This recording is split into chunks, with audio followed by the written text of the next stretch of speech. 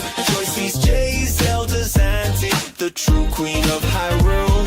Paul Gale kicks stats, switch sales is jam, and 60s or Josh Burns contracts back. My body is ready for Switch 2. I'm excited for the podcast. What about you? Sit back, relax, grab a stack. It's here. 9 Topics Podcast. Come around with cheer.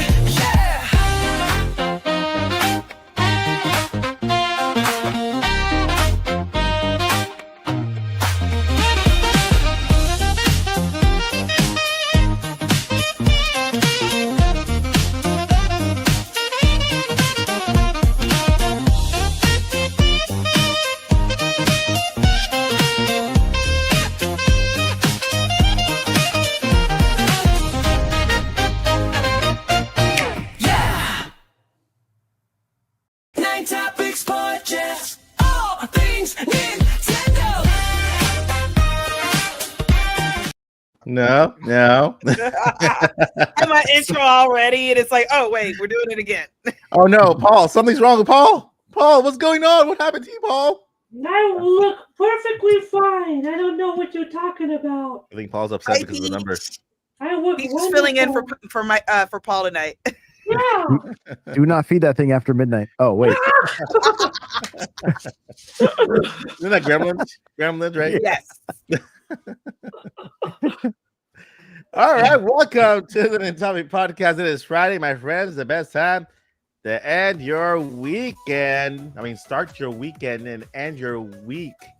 Then here at the Nintendo Podcast with the best crew ever, starting with the one, the only, Joycey J. How you doing, Joycey? Oh, how are you? Missed you guys last week, but I was. We missed you. How was the camping trip? We had fun. Yeah? Yeah, I wasn't with. I know I had popped in a little bit. You were like, "Oh, she's out with their family." No shade to my family, but trying to get them out in Texas sun. Yeah, so I had to go with one of my friends, and we went with like, kind of our little group or whatever. So That's cool. It was fun. It was fun. But like, real quick, funny story.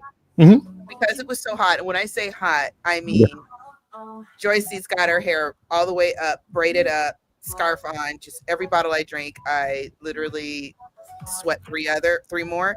Mhm. So at some point, our marshmallows melted.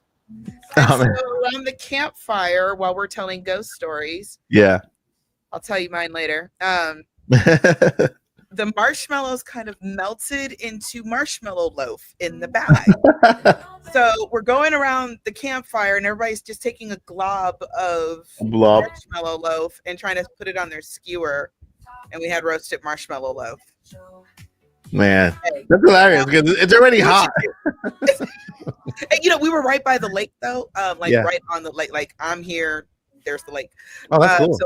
So the thing is, I can't sleep really well when it's super hot. So literally, as like around 2 a.m., when you feel that real good chilly breeze come off the lake, it's like, okay, I could go to sleep now. Yeah. Not to mention, I still had like 3 fans in the tent. 3 fans. Water. Yes. how I do you get- got a bunch of these little things. These Oh, little that's cool. guys. Yeah. And I had a huge tent, so there's certain things you can hang in the tent, and you can hang it that way. I don't know if you guys can see the hook.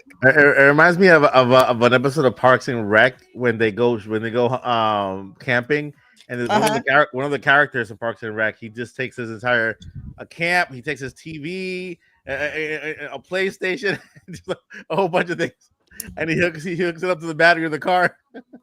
I'm going camping. Hey, look, my buddy was teasing me all weekend. She's like, Joyce, this is not camping. This is glamping. We're inside of a tent. Yeah. And I said, what else are we supposed to do? Sleep outside? Are you crazy? And she's like, yes, because that's actual camping. And I told her to shut up. We're doing it my way. I need to be in a tent away from all the bugs that are trying to kill me. Yeah. But it was fun, though. It was fun. That's awesome. It was That's really nice and relaxing. And I'm so glad you have fun because you needed a little getaway to distract, get a little break and stuff like that. So that's awesome. And guess what? Shout out to your friend for inviting you over to and kind of Shout out to Nadia. yeah, those memories. Awesome. That's awesome. Yeah, And then we have moving over different- to Paul, the great Gale Force countdown guy on the Break Network. Well, there's something new now. What is it, Paul? Today in gaming history. There you go. Today, gaming historian. We got to put Nintendo historian in the title. Now, how you doing, Paul? Pretty good. As you mentioned, something new. I'm like, I have some countdown plans, but I don't have anything immediately to count down right now. And I like the daily upload of something. And some people could benefit from a calendar that's not counting down to something, because some folks express, oh, that makes the wait longer. I like to let a few days go by and wake up and be like, whoo, only 47 days. Let a few days go by. Oh, only 43. Nice. That's me. Instead of 42, 41, 40. But some folks like the 39. Oh, that was funny. 38. Ah, cool. 37. So depending who you are, it's all good. Yeah. So then I was like, you know what? Every day of all 365 in the year, something has happened in the last 40 something years of the video game industry. So how about have that calendar approach that, yeah, you could look at your smartphone or a calendar, but no. You want to go on the internet, go to my page, and that's how you want to start your day, to see what day it is, Yeah.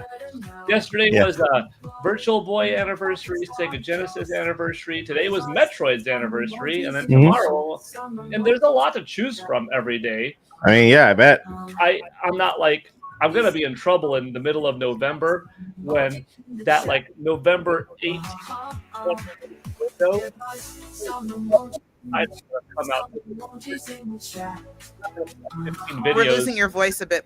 Okay, never mind, you're back. I'm not planning on going 15 videos on November 20th, because you could go wild over the titles that have come out on this thing's celebrating 15 years, this thing's celebrating 20. It's too much, so I'll lower it to a couple. Anyways, is that music coming from mine? No, that's over here.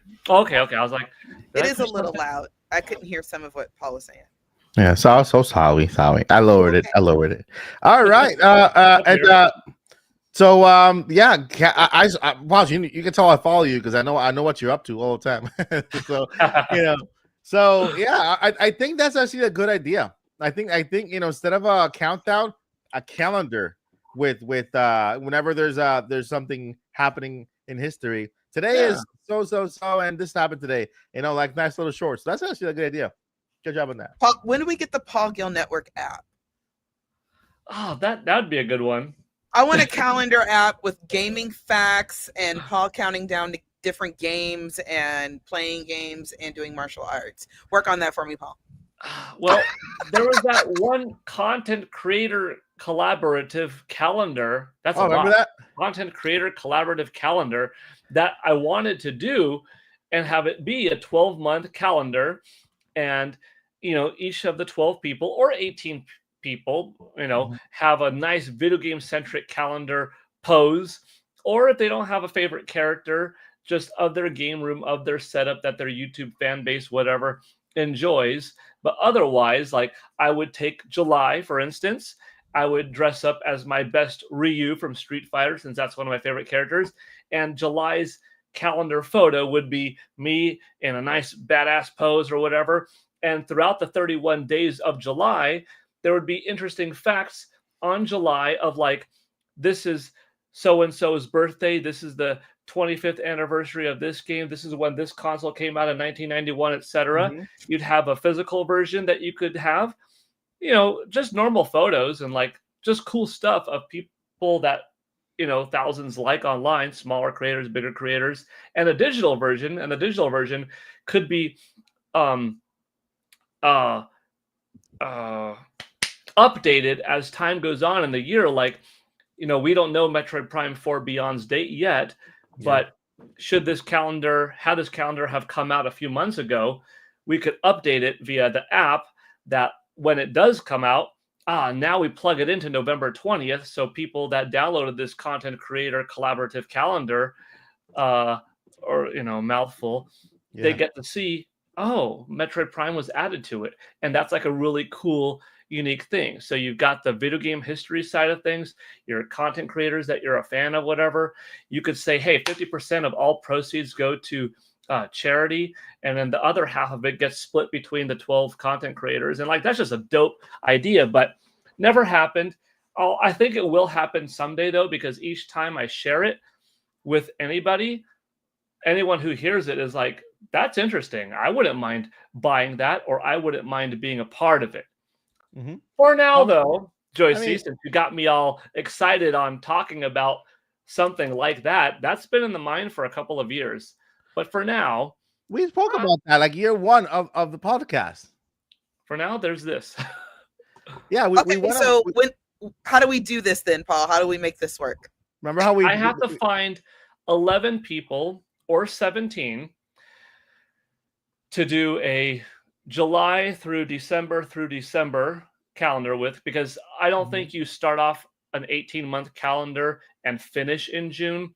I think if you're going to start an 18-month calendar, you Mhm. start in July and you end in the following year's December, because nobody wants a calendar that's going to stop halfway in June. It's like you want the theme to exist a whole year. But I've got the ideas. I just don't have the technical know-how of developing an app. A physical version, it wouldn't be too hard to get, like, even if it's 11, it just depends on when do you release it. Like a 12-month calendar, you could start now, Mhm. and throughout the last 4 months of the calendar year, you could get 12 people on board, have your favorite video game character, have a nicely decorated room or a costume, set it up. And also, part of the reason why I started this new 365-day calendar myself is I want to see just what the variety is in days and just how packed it could be. So it's not overwhelmingly Nintendo, all geared towards Capcom, all geared towards Sega, PlayStation, etc., but have a nice variety of Mhm. different companies. And then this would give me a good idea of, like, when I bring it up again to folks, hey, this was how easy it was to fill up 365 days worth of facts.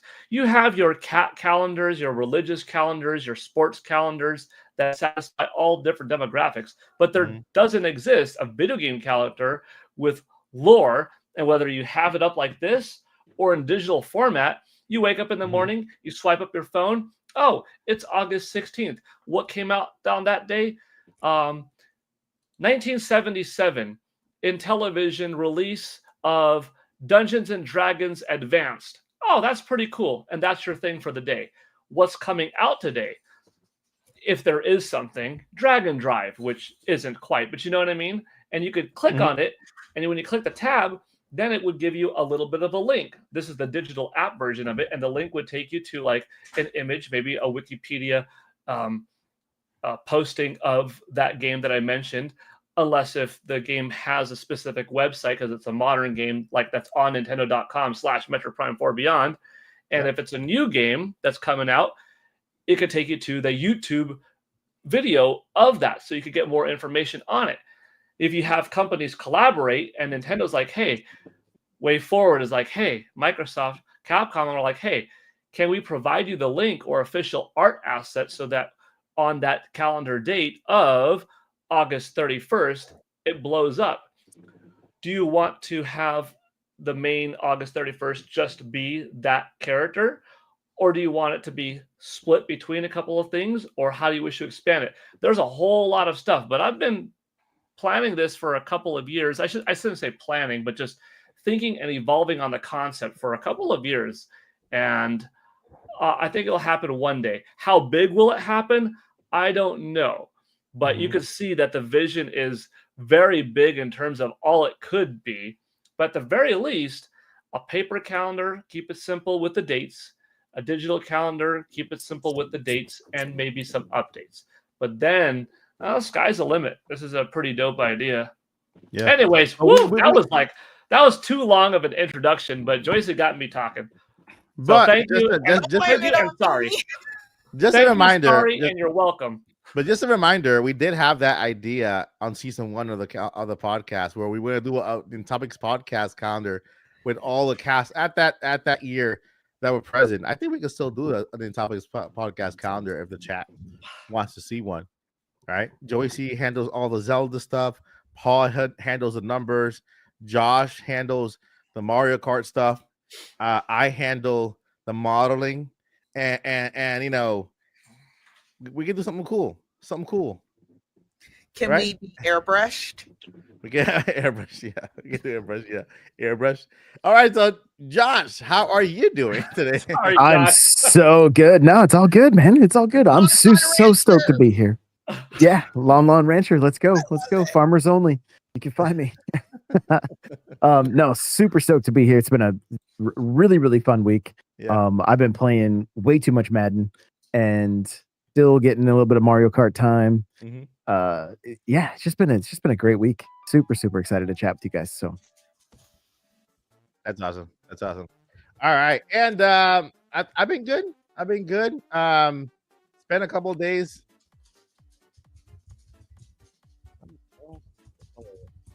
I spent a couple of days rehabbing. My eyes were not that great. I was able to make a video yesterday and the day before. But yeah, I kind of lost sight on my good eye for a while. And so I was kind of yeah, it's been the longest I've been without it because it happens normally now. In the mornings, I wake up and everything's just blur. I have to wait a little bit before my eyes catch up with me. And then now, this time around, I didn't think it was going to do it. It was going to, and so I finally did. And so feeling better now. I'm feeling better now. I don't really, like I said, you know, life has been filled with challenges that I can't that are put there for me to overcome. So I just have to look at it that way. I'm stronger than that. So I don't. Before I used to like panic, but I say, okay, I can't do it right now. Let me just relax, you know, and just know about the day and wait. I went back to bed a couple of times, and then that kind of helped a little bit. But yeah, I wanted to do a little quick shout out here in the podcast because this is more of a podcast convenient thing. To let me see here, Lottie's mom. Said, hi, Mike. It's Lottie's mom. I mean, can I read it? I can't read it in English because I don't have an English accent. Hi, Mike. It's Lottie's mom. She told me about you choosing her idea for your podcast name. I thought I'd treat her to a T-shirt. Best wishes, Jane X. So thank you so much to Lottie's mom. Appreciate you. She bought a T-shirt, an In Topics podcast T-shirt. And when you buy a T-shirt, you can actually leave a message. And by the way, you also get like a little cameo message sent out. So Lottie, expect a little personal message of thank you coming your way very soon. And yeah, that's nice because Lottie did. By the way, we did when we were coming out with the podcast on season 2. We did because when I was doing the interviews with voice actors, we didn't really have a name. It was just like the Mike Odyssey interviews, podcast, whatever, right? Season 1, where we got with Joey C, with Paul. Right? This is where we started as the official In Topics podcast. But before that, we did like a little, what do you call that? A poll with the channel for people to come up with names for the podcast. And then Lottie was there at the time, and she suggested In Topics podcast. Everybody loved it, and they voted for the In Topics podcast. And we are the In Topics podcast today. So there you go. That's a little history of the In Topics podcast. And Lottie has been here that long too. So, all right. Again, thank you to Lottie's mom for the T-shirt purchase. You can buy one at MikeOdyssey.com if you are interested. All right. So we got a couple topics to go over today. Got a couple topics to talk about in the world of Nintendo, and we're gonna go across the pond over to Microsoft to discuss this little tidbit. Right now, let's go ahead and talk about it. And thanks to N64 Josh, who did a little more research behind the scenes. Let's go ahead and categorize this a rumor because Microsoft has not yet officially said anything, but a credible leaker by the name of Bill Bilkun did speak out on Microsoft and their future plans with their game Call of Duty. Call of the Duty. All right. And so if to give you guys a little context, right? A couple of years ago, how many years ago, Paul? Like 2 years ago? For That what? deal, the deal with Microsoft and Activision Blizzard. That was like 2 years ago, right? Already been a couple. It's been a while. Time just flies by. Maybe 2023, 2022. 2023. Okay, so 2023, Oh, October 2023. So almost 2 years ago. almost 2 years ago. So almost 2 years ago, Microsoft was involved in the purchase of Activision Blizzard, which was a massive overtaking, a massive purchase with a whole bunch of IPs involved, right? And so Call of Duty was the biggest IP there, and there was a lot of pushback. There was a lot of because hey, we don't want to create a monopoly here, so they had to seek approval. And within that approval, within the court settlements, it came out that Microsoft had come up to an agreement with Nintendo and with PlayStation that they were going to share the Call of Duty franchise and sign a contract that they were going to bring it to Nintendo Switch or Nintendo Switch 2 for 2 years. At that time, Nintendo Switch 2 did not have a name, right? They wasn't even announced yet. But they had signed a deal with Nintendo to bring Call of Duty on Nintendo Switch or Nintendo Switch 2, right? And what they specified is that it wasn't going to be a lesser game, right? Like a torn down game. It's going to be the same game. It was going to be released on the same time along with everybody else. So basically it's saying, hey, Nintendo, we want to invite you to the table. You're going to be treated like everybody else. We're not going to treat Switch like any lesser than any other system. If we bring Call of Duty to Xbox, then you're going to have it on the same day on Switch. So 2 years later, we have the first game coming out, Call of Duty 7, right? That you might say, hey, this is the first Call of Duty after the Nintendo Switch 2 is out. So this obviously falls into that deal with Nintendo and Microsoft, right? I'm guessing if this game was created while Microsoft was in charge of Activision Blizzard, then it falls into the deal because the deal came after. So that is the a little bit of backstory. Now we have a leaker by the name of Bill Kunn, who is stating that Call of Duty is launching on November 14th. If I'm not mistaken, right? November 14th. Is that the date that I put on the notes? The 14th of November. Yeah, November 14th. I'm checking the article I was looking at. Okay. Yeah, November 14th. Let me go to my Nintendo News.com real quick here. November 14th, but that Nintendo Switch was not going to be receiving Black Ops 6 on day one. So let's go ahead and let me go ahead and read here from my Nintendo News just so you guys have a source. I do have it on the notes, but let's go directly from the source. Dealabs, reliable reporter Bill Kunn has released some information this afternoon regarding Call of the Duty Black Ops 7, which he says is scheduled to release on the 14th of November. However, in the very same post, he says that he hasn't heard about a Nintendo Switch 2 version, and presumably if there is one, then it won't be available at launch. Microsoft proudly stated that Call of Duty games will come to Nintendo Switch platform, but it seems as though the latest one won't be ready in time to come at launch. Bill Kunn says that the format are for PC, PS5, Xbox Series X and S, and hopefully we will get an update from Microsoft very soon. Then here we have a Safari Translate.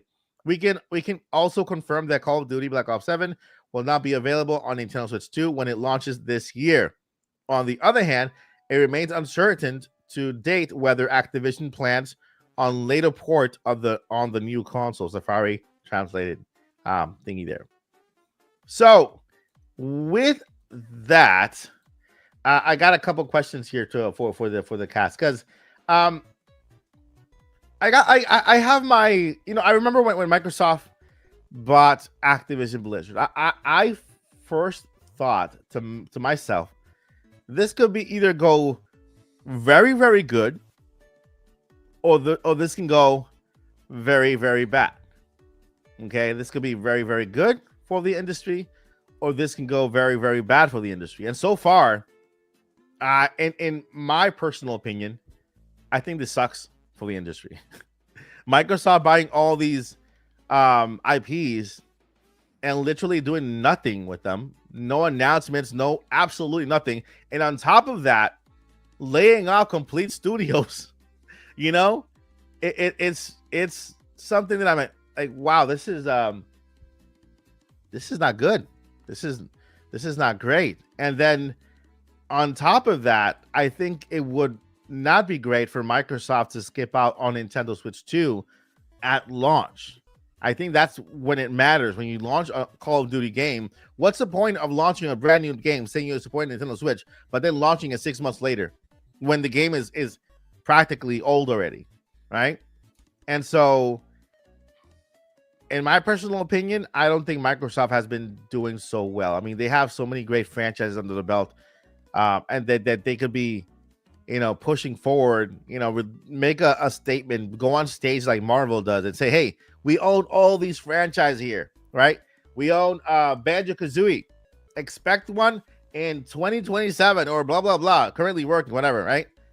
Do something to let people know, hey, this purchase that we made is not to take over and leave these crazy good IPs asleep or dormant, but it's to actually work and put them to work for you, And so far, they did take all of their IP, the ones they bought from Activision Blizzard, and added it to Game Pass, and basically that's the whole extent of it. So my question to our amazing crew today, from let me get here. Let me pull up the question here real quick. All right, so is a company like Microsoft making a big promise like this a sign of good faith, or is this setting up fans for disappointment? So far, I'm disappointed. When it comes to things like this happening, I'm gonna start with Joycey. What do you think, Joycey? Okay, there's a few different feelings I have on the surface. Mhm. It does look. I'll be honest. It looks shady. Yeah. It's like, I thought you guys weren't going to treat us any differently. I thought you wanted all your games to be on all platforms, especially since we seem to be using your own platform, at the moment. Yeah. No shade. Seriously, no shade. But because I honestly thought, kind of, you know what? It's funny. I lost my real train of thought when you reminded me of all the studios they bought and all the devs they have, and I'm like, I thought. And maybe this is my fault for not paying attention as much to Xbox and Microsoft, but I honestly thought that they were going to be the one to really contend with for this gen because they had so many studios. Yeah. I thought it was just going to be game after game after game after game, and that has not happened. So I'm not. I will admit, y'all know I don't play sports ball. Or any of the things. So so Madden's not one I'm checking for. But just by the way they've handled things over the years, business-wise, the things that we know about, of course, on the inside, it could be much more to the story that we don't know. It almost still seems like they're prioritizing these other platforms first. And Switch is being treated differently. Maybe it's a dev kit issue. I highly doubt that. Or maybe it's an issue of something didn't go right, and we already have to get the game out, so Switch 2 is just going to have to wait. It could be a number of very, very good reasons.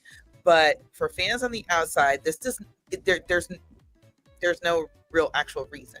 And it doesn't seem like anybody's official has said anything. So if that is the case, it doesn't look good for Microsoft. And I just say that just from a company standpoint. It doesn't mean nobody's going to buy it when it does come. You know, still mad at On the Go is still pretty ace. But I'm sorry, guys. I think I froze. Sorry about that. Can you still hear me? Yeah, we can hear you. Yeah, you're frozen, but we can still hear you. Okay. So I know somebody in the chat said lazy devs. I don't even think it's necessarily devs being lazy either. Yeah. It really it's just hard to kind of separate the feeling of maybe they really are just treating Switch 2 differently. Mhm. And we're just gonna have to wait, and they're gonna cut features.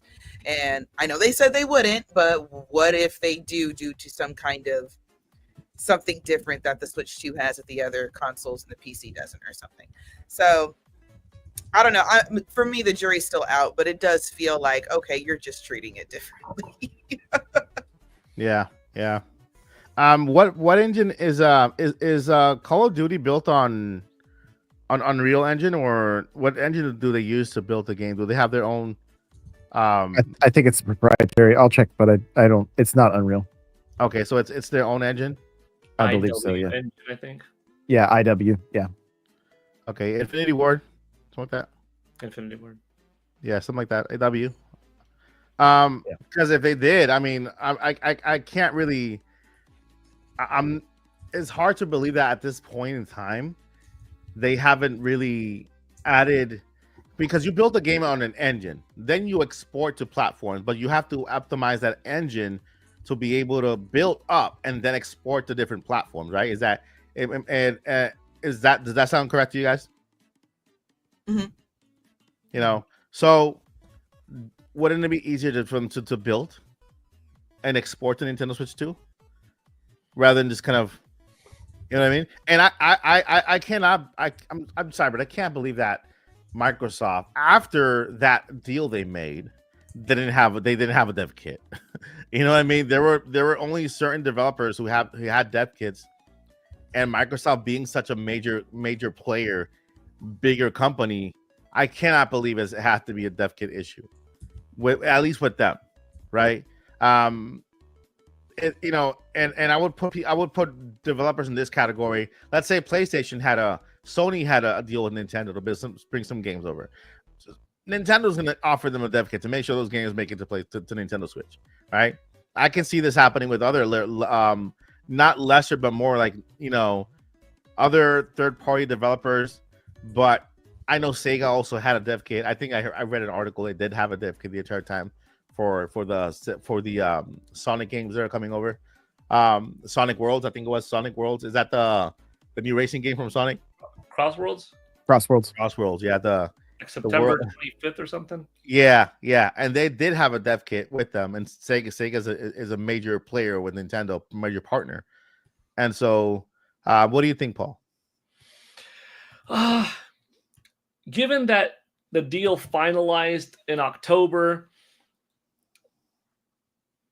it is a possibility that they didn't have the development kits themselves at the time, because you're looking at then to now, and that's less than 3 years. It's actually less than 2 years. It's a little bit more than a year and a half. These games do take longer to build than a year and a half, so it could have been a goodwill gesture of what we eventually plan on doing, provided that we have the assets and we have the toolkits.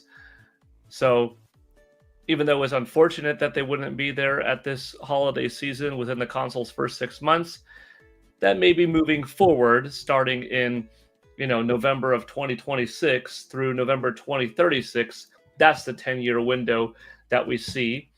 And if the game is feasible to run on Nintendo Switch, it comes out there too. Although that seems to be less and less likely the further into the generation of Nintendo Switch 2 we get, because the tech is going to be too advanced for Nintendo Switch to play.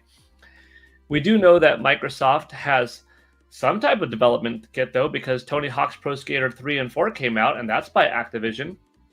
And that came out last month, in the middle of July. Now, the Activision team that's making Tony Hawk's Pro Skater 3 and 4 for Nintendo Switch 2 is different than the Call of Duty team. So just because one is there doesn't guarantee the other one's presence. Mm-hmm. It would have been nice, but I guess it's not in the cards. Regarding the topic of, was it a good thing for Microsoft to acquire it in the first place? I mean, I like the idea of systems battling each other. I like console wars. I like exclusives, and I like people to say my platform is the best because they've got this exclusive. Mine's the best because they've got this exclusive. Not in a mean fighting, derogatory, executing foul words at each other kind of way. Yeah. But in a, I'm bragging for my system. I'm fighting for my system because that's my platform. Mm-hmm. And you can say, well, isn't that a bit of fanboy nature? That's the same with anything. That's Star Wars versus Star Trek. That's Harry Potter versus Lord of the Rings. That's Marvel versus DC. Sometimes it's within one category, like that's Batman versus Superman. That is the Lakers versus Superman all the way. the Chicago Celtics. Bulls. That is 49ers versus the Rams in football. Like everything has that. So there's fanboy, fangirl, fanning over something, nature, and everything. It happens in religion. It happens in politics. It happens in everything. If you fight for your side, because your side is what you believe in, but you do it in a diplomatic way, that's how you get the most success out of all parties. Because you say, I want my competition to be good because it's going to make who I like a little bit fighting better and not getting complacent. And you know what? I'll go ahead and play what's on the other guys's, because why would I not want to benefit from something myself? I'm only depriving myself of other goodness if I don't play what else is out there. You could like your thing more. So initially, even though this would hurt Nintendo, and I'm more of a Nintendo fan than anything else, dang it, if Microsoft kept Call of Duty for themselves, Crash for themselves, Spyro for themselves, pumped out regular Banjo-Kazooie's, Conquer Bad Fur Day sequels, brand new Killer Instincts left and right, Battletoads here, kept Doom for themselves, kept Quake and Wolfenstein, Quake 2, kept Wolfenstein for themselves, all of that, and Halo and, Gears of War and stuff like that. Like, whoa, you guys got a lot. Yeah, good. Go for it. Do it. Make something of it. Because then it's going to light a fire under Nintendo's butt, Sony's butt, that we've better keep on top of it and make sure we've got exclusives because they're not sharing it. Minecraft 2. After 150 million people are obsessed with Minecraft, yep, Minecraft 2 only on Xbox. Boom. Is that good for the whole industry? No. Would there be fewer people playing Minecraft 2? Yes. Would Microsoft probably make less? Yes, because instead of Minecraft being on Apple with iPhone and being on Nintendo, let's face it, Minecraft 2 wouldn't sell diddly squat in Japan on consoles if it was only on Xbox Series X, because nobody buys Xbox Series S or X in Japan. So that's why they benefit from having Nintendo Switch have Minecraft there. But if you'd planted the Trojan horse all generation or for 10 years of all of these high-end profile games only on Xbox going forward, or on everything for 10 years, but then going forward only on Xbox, a good portion of those people will be like, oh, I need my fix. I need my next Doom. What do you mean it's no longer coming to PlayStation? What do you mean my next Killer Instinct's not going to be on Nintendo next gen? Or what do you mean I can't play Minecraft anymore on Apple? It's only on Xbox going forward. Well, I guess I'm going to buy an Xbox. And then that would be a way how Microsoft could stay in the console game instead of doing what they're doing with just Game Pass. They should have used a Trojan horse method and made their house powerful. But I didn't. I had a feeling that something's not going to be all awesome with Activision, because I was there in the past when it happened with Rare. They had Rare for 23 years. And what have they done with it? Not a whole lot. Not to say nothing, but not as much as they could have. Perfect Dark should be a powerhouse name in the industry today. And instead, the game that we were going to get got canceled. And now we could say the last game that we did get was in 2004, aside from Perfect Dark Remastered Edition that came out several years later, and Rare Replay and stuff. So I know that's a long answer, but It's an answer. regarding the date and Call of Duty not happening this fall, I think it could be, yes, they'll give the 10-year plan, but they might not have had the dev kit, or it might not have been finalized, or the port team might not have been ready to go, and that could just be it. And could we get this game 6 months later?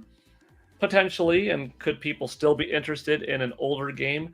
Maybe. I guess it depends on how good it is, how compelling is the first person story mode of it, though a lot of people play long run for the multiplayer. But if you look at old NPD sales, Call of Duty sells all 12 months long. It's as evergreen as a title in many ways as like a Grand Theft Auto 5 or a Breath of the Wild. Mhm. So there is room to believe that a 6-month late Call of Duty game could still fare well on Nintendo Switch 2, or a 1 year later non-port, but just a 1 year later, hey, this is the next Call of Duty that's on par with PlayStation 5 and Xbox Series coming to Nintendo Switch 2. Could be it. The grand scheme of Activision, though, I'm like, I see Microsoft obligated to follow suit and do what they have to do going forward. I do think that, no, they're not going to hold on to Crash if they make another Crash or Spyro. They made it kind of clear they're in it to be this weird hybrid of, we're making our own machine and we're also going to be releasing it. Like, honestly, the next Xbox seems to me like a Sony branded DVD player. Sony makes movies and they make the way how you play the movie. Is the Sony Pictures Spider-Man with Tobey Maguire going to run better on the Sony DVD player versus the Panasonic DVD player? Probably not. But could they include a little bit of incentive to run it on the Sony DVD player because the marketing is as such, like, play it on the Sony DVD player? Yeah, but there's so much more to video games than just running the thing that you make on a device. There's the nature of the device, there's the controllers, there's the logo, there's the branding, there's the fan community. And now the fan community is even more powerful than ever before because of the opportunity that we have to engage with one another online, for better or worse. So, like I said, I like console wars done diplomatically because it makes everybody better. I was more of a Nintendo kid growing up than a Sega kid, but I respected my rival because I acknowledged Sega's skill and quality in going toe-to-toe with Nintendo and being a developer that had the tools because they were a real developer. They made their system, they made their games, and Nintendo and Sega made each other fight harder for third parties and be better themselves. And those were all exclusives except for third parties. And even the third parties, they ran sometimes differently between the systems. Yeah. In my opinion, Super NES was the better of the two between it and Sega Genesis. But if you like the other one, no shade. I think an industry that gets to the point where everything is on everything starts to get kind of boring. Yeah. It's good to see it, but it looks like Sony and Microsoft are finding it more difficult to do so because their own budgets are getting too big and they're seeing there's more money to be made and putting it elsewhere. Whereas Nintendo, also a Japanese company, so like Sony has some of this philosophy too, but Sony was never in it purely from the beginning as a video game company. They're a tech company, their movies, their music. Microsoft, computers, technology. Nintendo, toys, gaming. That's in their root, that's in their DNA. So I see Nintendo sticking to their guns of, we're making it for our own self. Yeah, we'll put Mario Run on iPhone, Android, we'll give them like a Fire Emblem kind of thing to dip our toes in the waters of expansion, but like they're going to make things for Nintendo Switch 2. You're not going to see Mario or Zelda on Xbox or PlayStation. Never gonna happen. Eventually see something on PC or something go to Steam, maybe. Yeah. On the one hand, good. It makes Nintendo more money. Breath of the Wild eventually getting a PC release. But honestly, I would say I kind of don't like that idea. I kind of like no, keep it close to the chest. Make people buy your stuff. You've got powerful IP, own that. Find a way how to make it work. Make the others be better. Gosh almighty. That's my 5 cents. I mean, that's not 5. Sounds like that's like $1.50. Man, that's $1.50. All right, let me go ahead and put out this super chat here by Nate from Nintendo Prime. Shout out to Nate. What is love? He's going with the what is love? Baby, don't hurt me. Thank you, Nate, for the super chat. Paul, I have to say I have disagreed with half of the stuff you said. No, it's for real. I like that. Well, first time, for the first time, I'm disagreeing with half of the things that Paul said. But let me go ahead and take it over to Josh. Josh, give me your 2 cents, and then I'll respond to Paul. So, I mean, Microsoft already released Tony Hawk, like Paul said, right? Activision, it's already there. So, I mean, that's something. Yeah. COD is a big deal, right? And as of right now, there are 6 million, maybe 7 million Switch 2s in the wild. Mm-hmm. Development costs, time, waiting for a bigger install base seems very likely. The fact that the deal was the ink dried in 2023, they have a 3-year development cycle. Mm-hmm. Then I don't see. I was I was hopeful for COD, but not expecting it until next year. Give these teams plenty of time with these with the Switch 2, so that we don't get more we don't need games coming out that are just oh, the Switch 2 version is weak. I have spent the last week dealing with comments about Madden, and I'm having a good time with it, but it's not running as well as the other systems. It's running at 30 instead of 60. If COD came out at 30, very few people want to play a first-person shooter at 30 FPS. Mm-hmm. So they got to have time to cook, and so I think taking their time, getting the game out that people are going to want to buy, and getting the install base there so that everybody the business is still making money, because at the end of the day, that's what this is all about, right? And so I know people don't like to hear that, but I mean, ultimately, that is a business, and Microsoft loves making money. They always have, and they are making money by putting their games everywhere. Yeah, I think there's going to be opportunity for Halo and Gears and all all their other IP.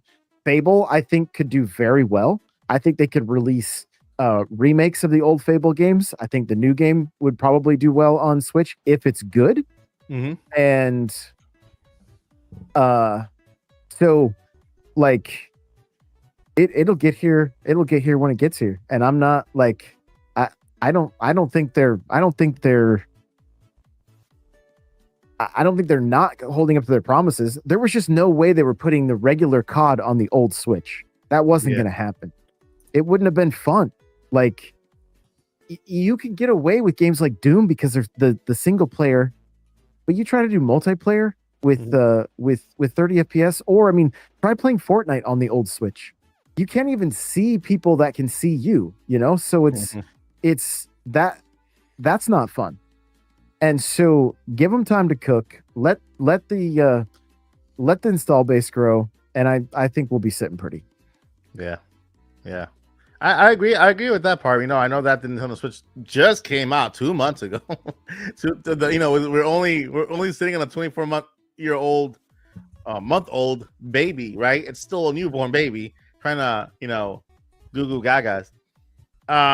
There's 2 things that I can't believe that Microsoft did not have a dev kit, and that they couldn't have the game available on day one. Because the reason why I say this is because when the trials were out, a lot of information came out about Nintendo Switch. How did they have that information? Microsoft was in the know. At least their developers knew. They were in the know about the Nintendo Switch 2 and about the potential specs and all that stuff. That you know, a lot of information that we reported on Nintendo Switch 2 leaks came from that file. From that file, I remember when all that information came out, including the name Nintendo Switch 2 was in there, right? And so I don't believe that Microsoft didn't have a they didn't have a dev kit. Number two, the reason why Microsoft wants to be everywhere now is because their own console doesn't suck, but their marketing sucks. They are the lesser console. They're like the least selling system, right? Even when Nintendo Switch, they were not selling Xbox Series X's or even S, right? And so when that happened, when they became the bottom of the barrel, and when it comes to selling their systems were moving at all. Then now they want to be everywhere. Now everything is an Xbox. That was their way out of trying to say, hey, we're not last. Why? Because we've been everywhere all this entire time. Everything is an Xbox. This can of sparkling water is an Xbox. Joycey has an Xbox behind her, like they're just on the wall there, and Paul Paul's wearing an Xbox right now. You know, This is my Xbox. that's also an Xbox. You know, so those are the two things that I don't see. I see Xbox. Microsoft did have a dev kit, and the reason why they want to be everywhere now is because of, first thing, they didn't know how to well market their first thing. Remember how Microsoft was never a gaming company to begin with. They were never a gaming company. They were a software company, right? And they were everywhere. Microsoft Windows was everywhere. Where they were Paul is the Xbox. Paul is an Xbox apparently. And so Remember when they were a Xbox software was company. free? Yeah, they were a software company that started off pretty well, because when the Xbox came out, they were pretty. It was good, right? Xbox came out. I think Xbox then 360 was the next one, right? And then the Xbox One, which confused a lot of people because, wait a minute, we're going back now. This is the one, and then now we have the Xbox Series. I mean, they've been all over the place with the names too. They're worse than Nintendo, you know. But that's the whole reason why they want to be everywhere now, because they did not do well with this generation of their systems, right? Another thing that I want to point out is that PlayStation, since the release, and okay, guys, let me just say this first. I own a PS5. I was actually playing Spider-Man yesterday. That's my favorite game. My favorite game, Spider-Man 2, is my favorite game of all time right now, and it comes to PlayStation, because I'm just like swinging around New York. You know, I love New York, and I just swinging around New York. I already beat the game, right? I'm 100%ing it right now, just doing those little side missions and whatever. But I'm having so much fun with Spider-Man, so I love PlayStation. I have an Xbox Series S because I traded my Series X for the Switch 2 at GameStop. And so I own all three consoles, plus I own PC now, right? I love all consoles. Before I say this, I love all consoles. But the reason why Nintendo Switch, with a much apparently lesser console, a much weaker console, was doing so well is because Nintendo kept feeding its fans. Literally, first party games every single month of the year. Crazy. Okay? Month over month over month. Even if it was a game like Mario versus Donkey Kong, right? It's a smaller game. There was a game that year. Echoes of Wisdom surprised everyone, right? A very beautiful top-down Zelda game, a brand new Zelda game, right? And every single month there was a Nintendo game on Switch, and that's why it kept selling and selling and selling until we are now. Do you know that since PlayStation came out, since PS5 came out, there have only been 10 to 12 first-party games launched on the system? And this goes back to what Paul is saying, right? Sometimes having a competitive nature, you know, like a good, clean, competitive spirit, saying, you know, my console is better than yours, and I want to keep my games exclusive. I agree with Paul in that area. I want more exclusivity. I don't want Mario to ever go anywhere. Stay in Nintendo for the rest of Mario's life, forever. You know, and so I think PlayStation needs to do the same thing. I don't want Astrobot nowhere near Nintendo. Astrobot can stay over there on his side, and I want him to shine and to be as big as he can on the PlayStation side, right? I thought for a minute when Banjo-Kazooie went to Microsoft, I thought that was gonna they were gonna make that their Mario. Like, oh my god, they're gonna make the really craziest Banjo-Kazooie ever, and then Mario's gonna be here, Banjo's gonna be here, and then when PlayStation released with Astrobot as a demo, I'm like, man, this could be their Mario, right? Because it's true. When you have exclusives like that just brings out the best in each. I loved, like Paul was saying, because we grew up in the same, in the same era. I mean, we all grew up. This podcast grew up in the same era. You know, that competitive nature between Sega and Nintendo, right? I was in the middle. I was like, man, I love Nintendo. I also like Sega. I like Sonic the Hedgehog, but I like Mario. You know, my cousin had a Nintendo. My other cousin had a Sega. you know what I mean? So, but I did love that competitive spirit between Sega and Nintendo, and I think that's the one thing that's missing today. A competitive spirit that stays clean and still stays for the love of gaming, rather than just, you disagree with me? You disagree with me? Then here all these insults at you, you know. And so, and that part I do agree with Paul about that. I don't agree with that with the dev kits. I think the dev kits were in Nintendo's hands and Microsoft hands. Even when that Activision Blizzard was coming out there, I think that they had knowledge of a lot of stuff. They kind of leaked it on purpose too. That's what I believe too. Keep in mind, like Gamescom 2023 was the first time Zelda was being shown on essentially Switch 2 hardware. Yeah. Right. Yeah. So even that would cut they would still only have 2 years to try to get it on Switch 2 at that point, even if they had dev kits at that point. So I think it just boils down to just a timing thing. Also, COD is huge. Like these games, I know, like it's a lot of assets. They're massive games. I mean, it's like 250 gig. Like I don't even think you could fit everything. When you get Warzone going, you get the, like, depending on how they're planning on launching on Switch, but storage is also going to be an issue. But this is the thing. I think that developers right now, there are a whole bunch of developers out there who have been just doing a fantastic job at porting their games to Switch, right? Why? Because they build from the ground up, they port, and they keep building, right? Why not do that with Nintendo Switch? I know I probably know Nintendo Switch is probably more powerful enough to play that game. I'm just saying maybe, yeah, you probably need an SD card to play because of the size of the game. But we have a 3.1 DLSS 4K ray tracing system,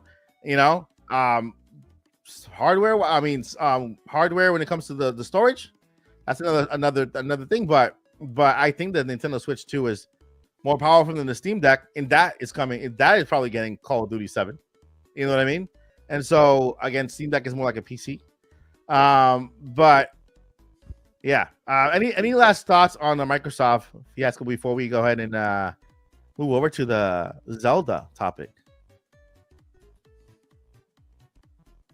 I just want COD on Switch too eventually. Like I'm here for it. Call of Duty. Yeah. I also want Call of Duty, but right now Microsoft is being a duty, and so hopefully they get the call soon. Someone in the chat kept saying, that we're making other excuses and saying, like, well, COD can't run on Switch 2. We don't really know, because I was one of the ones that said there's no way Cyberpunk's going to run on Switch 2. Man, Cyberpunk. I love CD Projekt. CD Projekt are our heroes right now, because they took that game. Not only did they make it run beautifully on Nintendo Switch 2, but they also got the cartridge. They got the game to fit on that 64 gigabyte cartridge. Bless you. on that cartridge and running smoothly and great. And so anybody who wants to say that stuff, hey, look at CD Projekt. They're great. They're great. Now, I didn't list that as a possibility. If Microsoft has a way of Mhm. kind of building like its own like Madden port or something like that, then Yep. okay. But until like we know, then we don't know. Yeah. But yeah, and again, this is all a rumor by Bill Come. For all we know, we're just talking gibberish, and Microsoft and Call of Duty will be out on all consoles at the same It time. announces at Gamescom. Yeah, and Gamescom. maybe the Nintendo just wants the honor of having it in their direct in September, having the Call of Duty launch on their direct instead of, and having them announce it instead of Microsoft announce it on their end. So maybe that's the case. And then this, I'm It is- real curious to know how long the next direct, the big direct is, the big jump. right? Yeah. I just want to know how long it is, because if they say anything under 40 minutes, I'm gonna have some words that Yeah. aren't nice. We'll have an entire podcast of just words. Just words. Just all bad words. We're just gonna find all of our favorite bad words in the dictionary, and we're just gonna sit here and just list them. Yeah. I'm gonna have to study the Flanders, see how he gets away with them. Oakley dokley. Okay, Douglas. I remember that episode where he lost it, where he tried to calm himself and say Oakley Dokley, and all of a sudden he just kind of went nuts and just lost it. Yeah, that's what happened. No, oh, when they tried to okay, y'all side quest, Simpson side quest. So when Yeah. when I forgot how he lost his house, but Flanders lost his house, and Homer and all the whole town tried to rebuild his house, Yeah, and nobody knew what they were doing. yeah, And yeah. Ned just goes off on He just lost it. He just lost it. Yeah, he lost it. All right, so the next topic today. This is a short topic, but it's a good topic. We're talking about the Legend of Zelda live action movie. Okay, the Legend of Zelda live action movie.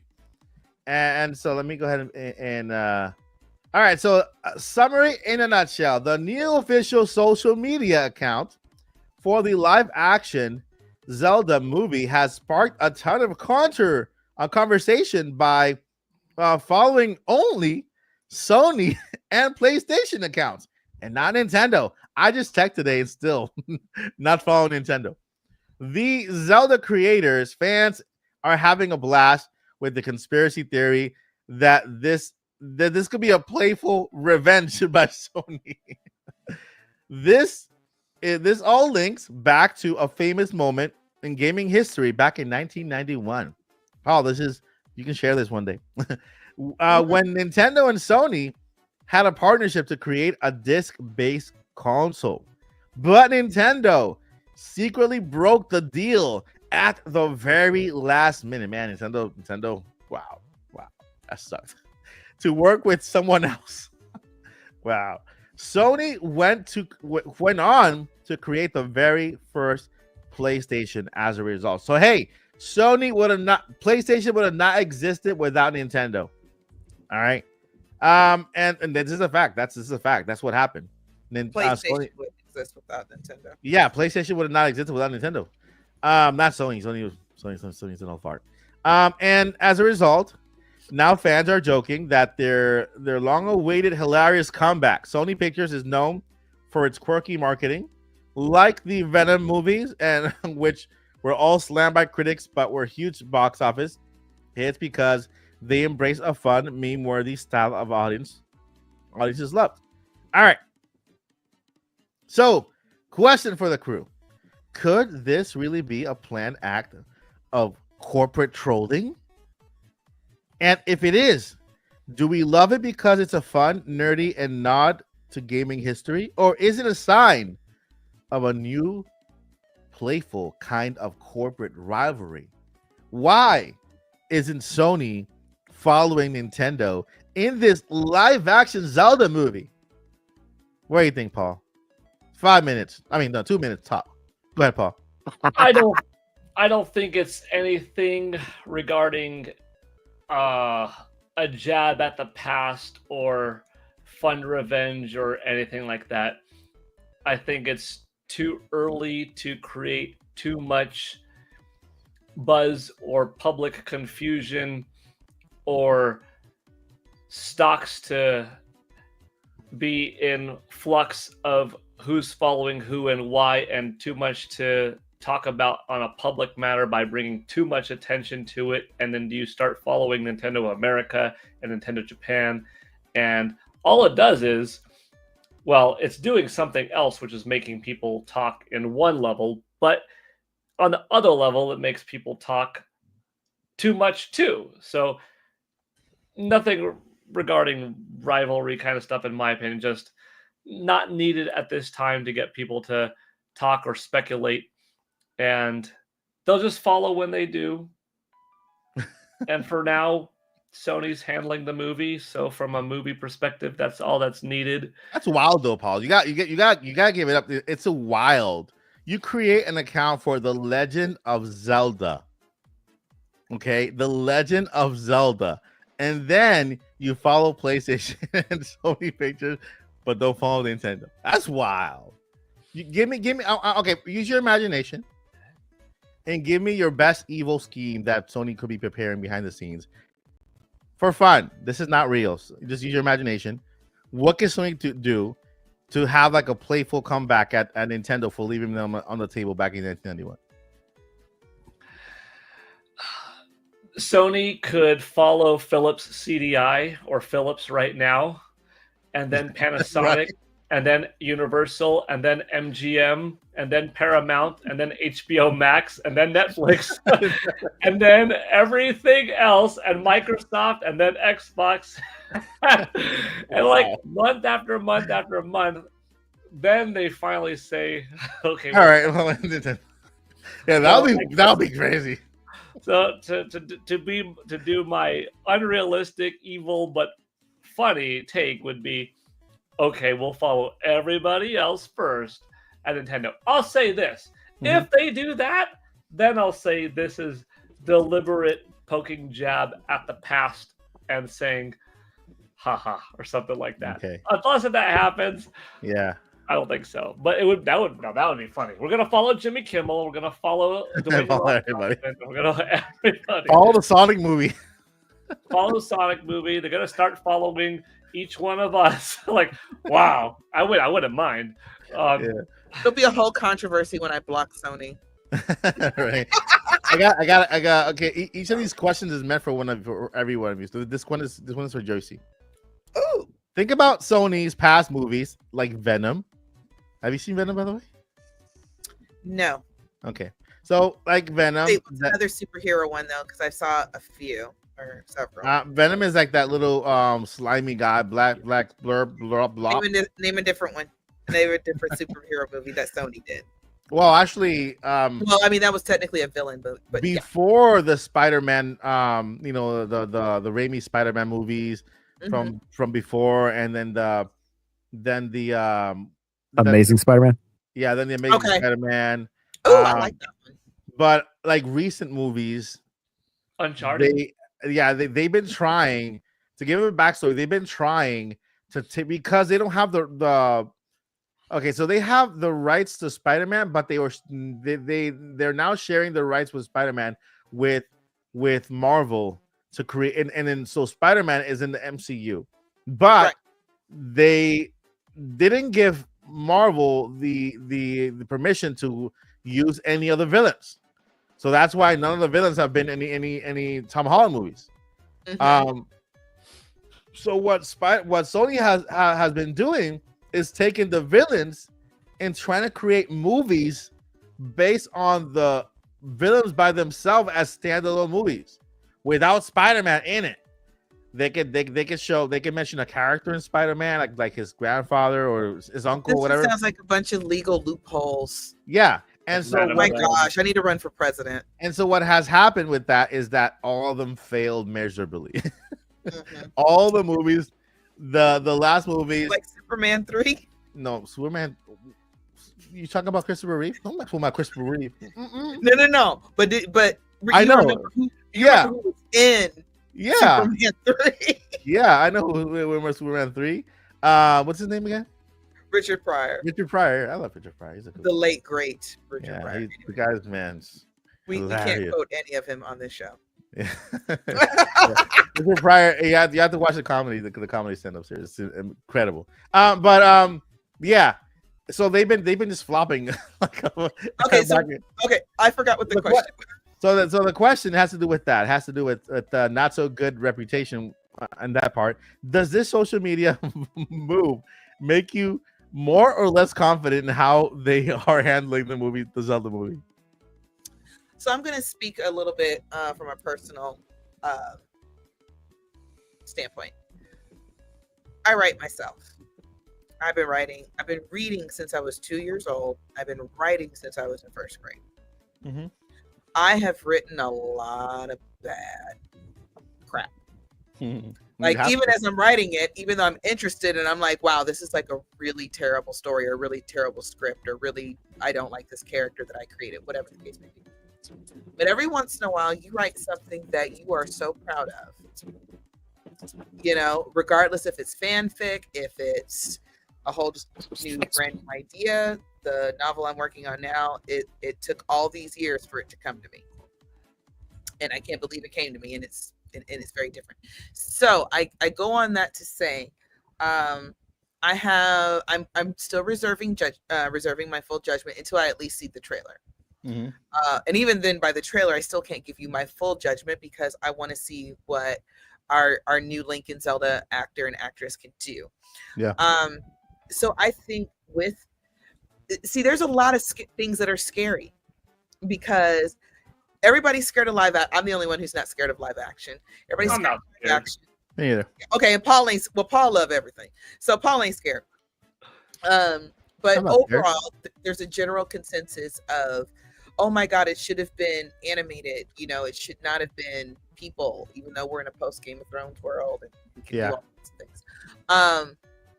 Miyamoto is not big on story in Zelda games, and I think we've all cried enough. And it's not just us old heads; it's the younger gamers and gamers that are newer to Zelda.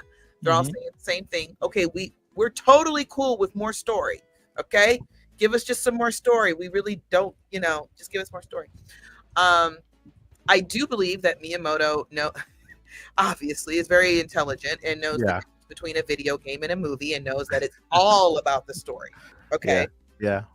So I'm wondering if he's in Miyamoto's mind, if he's like, and Alan Ball, if they're kind of collaborating in a sense of, these are all the ideas I couldn't get out in a game.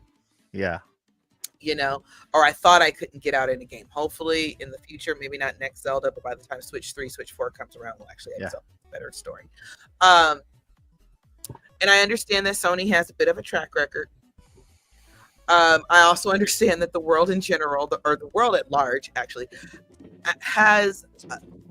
we're all in a very weird space. I don't know if you guys are feeling it or seeing it, but we're all kind of in a very weird space where it seems like none of the movies really are really hitting the way they used to. And everything kind of looks either generic or looks a little boring, depending on what you're looking for. So I know we got all that, but I just have a lot of faith in the Nintendo name and the name of Zelda, period. I don't think Mario Brothers movie did well just because the Switch was hot or just because the Mario games were hot. I think that did well because that was just, I remember Mario from my childhood. This is something I can take my family to, or that we can enjoy. Even if they don't play the games, I think the same thing is going to happen here. I'm gonna say, and I've been saying this for a while, we got to give them a chance to show us what they can do. If the movie comes out and it is absolute trash, I mean, I already said Game of Thrones. So Game of Thrones last season trash. Okay. Mm-hmm. I will lead the charge. We ride at dawn. Okay. I will lead the charge. I will have my pitchfork.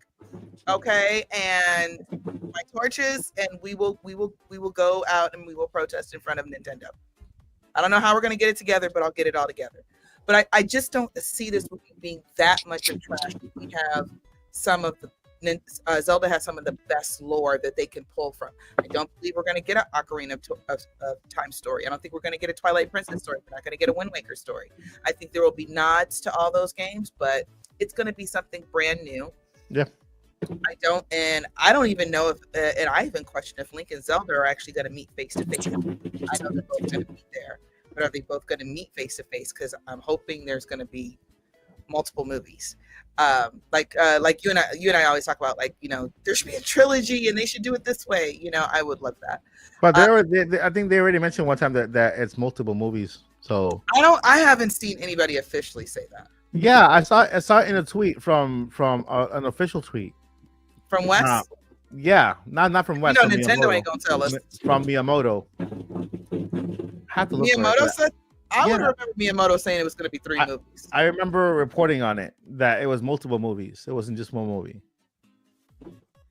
I just have to, I'll find it and I'll share it. I'll share it on. Okay, I believe you. It's just that Yeah. I feel like I would have remembered that because Miyamoto tells us when he's talking through the Nintendo. Yeah. Twitter. Yeah. He's like, "Hi, this is Miyamoto. We're delaying Zelda again. Hmm. Have a nice day." I remember that tweet. Let's see here. And the last question that I have here is for Josh. Josh? I'm a here, present. If a company is going to troll us like this, what's a franchise you would love to see another company playfully poke fun at, and why? So what's another company I would like if this is trolling? Yeah, this is trolling. What's another? I mean, well, the answer is simple. We see it all the time. They just need to take a page out of Wendy's book, and Wendy's is always like literally roasting their fans. They are roasting McDonald's. Like it's For real. At least our ice cream machine works. Yeah, like it never stops with them. Wendy's is crazy, so they're fantastic. Other companies though, like, I mean,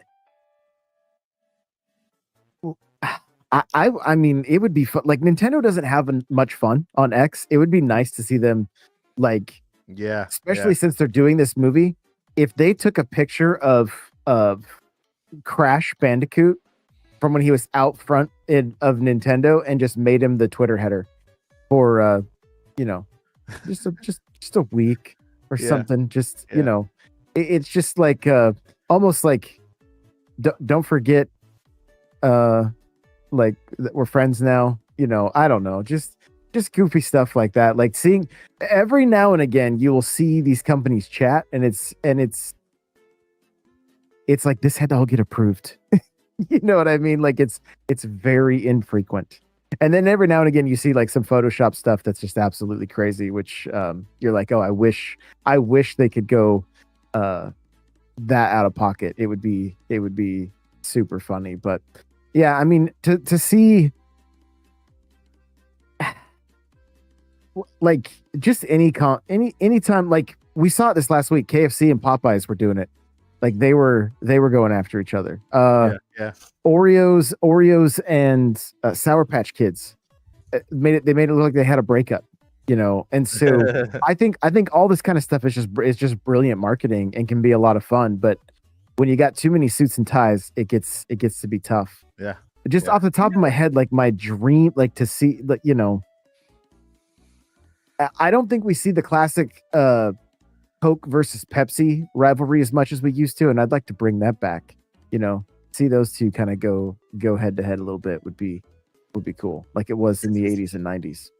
This was years ago, but and I remember because I think Bruno Mars was only on his like first or second album or something.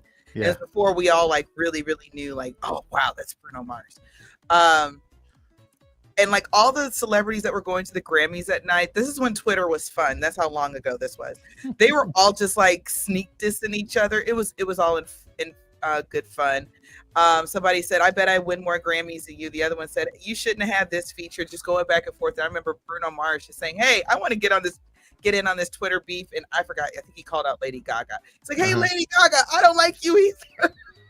And they're all going back and forth. So it's so much fun with them to actually watch the show afterwards and see, you know, they're all getting along and everything like that. But I always thought that was the funniest thing. And I'm like, I wish, to kind of add on to what you guys were saying, like, I do wish more companies would have just fun fake beef on Twitter just for our entertainment. Because that stuff is fun.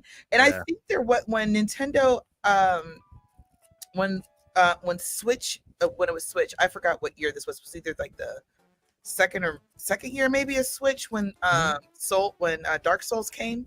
Yeah. They were doing like these random Twitter drops and everything and kind of going back and forth. It's a while ago, but that was fun. So I do wish they would do more. There's a way to be personable with your audience without being personal, you know, and just giving us a list of all the games and all the dates and everything. There's a way to do that. And I do wish Nintendo would do that. I'm kind of hoping that'll be a little bit different as the, you know, older generations start retiring, if they choose. Yeah, I agree. Sometimes it's something that's good for the fans to you know, do those kind of things, letting people know, hey, we're you know, we have fun too. You guys can also have fun as fans. And what did Boo Mini just do? Hold up. Oh my gosh, she totally did it. She did the thing. Come on, Boo Mini. Thank you so much, Boo Mini, for those 5 memberships. And we got Power Matt became a member. We got Rainbow Ashes became a member. Thank you so much, Boo Mini, for your support. You are amazing. I appreciate you so much. Honorary member of the podcast, Boo Mini. And then we have a question here. Oh, shout out to Joyce, rocking the green glasses. Get it, girl. Thank you kindly. Those are the Zelda glasses.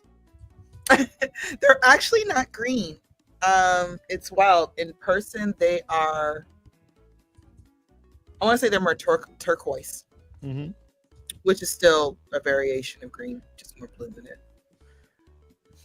So shout out to Rainbow Ash, a new member. We got Power Mad UK, another new member. We have Steven Peterson, another new member. We also got Justin Richards, another new member. And that is, oh wait, yeah. And then Joey Pitts, another new member. Yay! I think Joey Pitts is Josh's son, right? It's what? Josh's son, your son from your. Congrats! Thank you so much for your support, and you are amazing. And for sure, we're gonna invite you to the podcast one day and be an honorary member. All right, so Q&A started a couple of minutes ago, and we have yet to. Oh, do we have questions yet? Not that I've found yet. I'm giving people a little bit more time to get their questions in. Okay, let's see here. All right, Boo Mini crushing it. And yeah, let's go ahead and just get the next 3 questions, because it's been the Q&A starts now has been there for a while, right, Paul? What do you think? It's been there scrolling for a minute there. Okay, so like real quick while people are getting their questions in. Uh-huh. Okay, so 2 minutes each. Okay, 2 minutes each especially for me. So, and I love that plan. What would you like the Zelda story to be? I want the Zelda story to be Link, Zelda, Impa, Ganon, and Urbosa. Well, are these characters from Tears of, these are is Urbosa from Tears of the Kingdom, right? That she's not in any other game. No, she's from Breath of the Wild. Breath of the Wild, right? Tears of the Kingdom. Well, she's not in Tears of the Kingdom. She's the Riju, the descendant. Riju, yeah.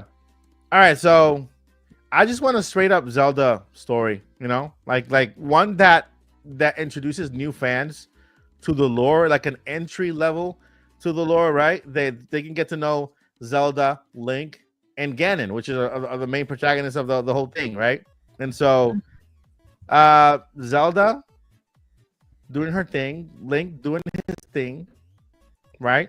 The Fellowship of the Triforce, them having to go on some kind of some kind of finding each piece of the Triforce before Ganon does, and so that Zelda finding out she is she is like a reincarnated princess Halia or goddess Julia in Spanish. Julia. No, it's still Hylia because Julia in Spanish starts with a J. Julia. Okay, your 2 minutes are up. Go, Josh. I was just making stuff up. You just I don't know, Mike. I think you could write a heck of a good Zelda script. Yeah, thank you, Josie. I appreciate it. Go, Josh. There's there's so much to pull from, right? And I think the stories from the games that were some of the most memorable for me, definitely Ocarina of Time, and getting into like time travel and that kind of thing, that could be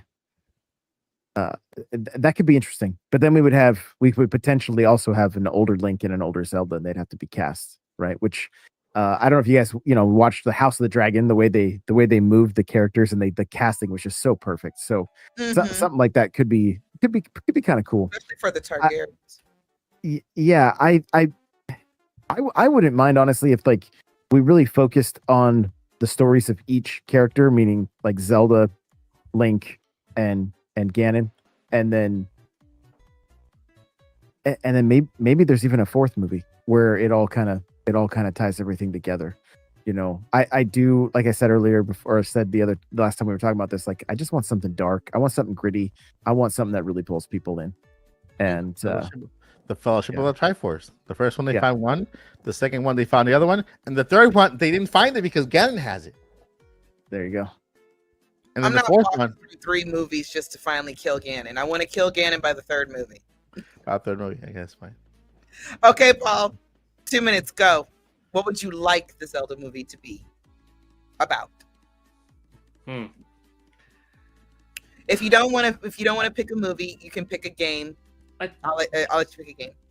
I think I like Link coming from the Kokiri village, but I also wouldn't mind him being like a farm boy before turning into a knight and finding his destiny like that. Like, I don't want him to be this awesome hero yet, like in a knight academy. I would rather him be normal person like Ocarina of Time or Twilight Princess Link that kind of like gets tossed into this mess and then, becoming this powerful, awesome person because he has this courage, and maybe he is the one from his town that goes off and does courageous things, and that's why that Triforce of Courage emanates in him and that kind of thing.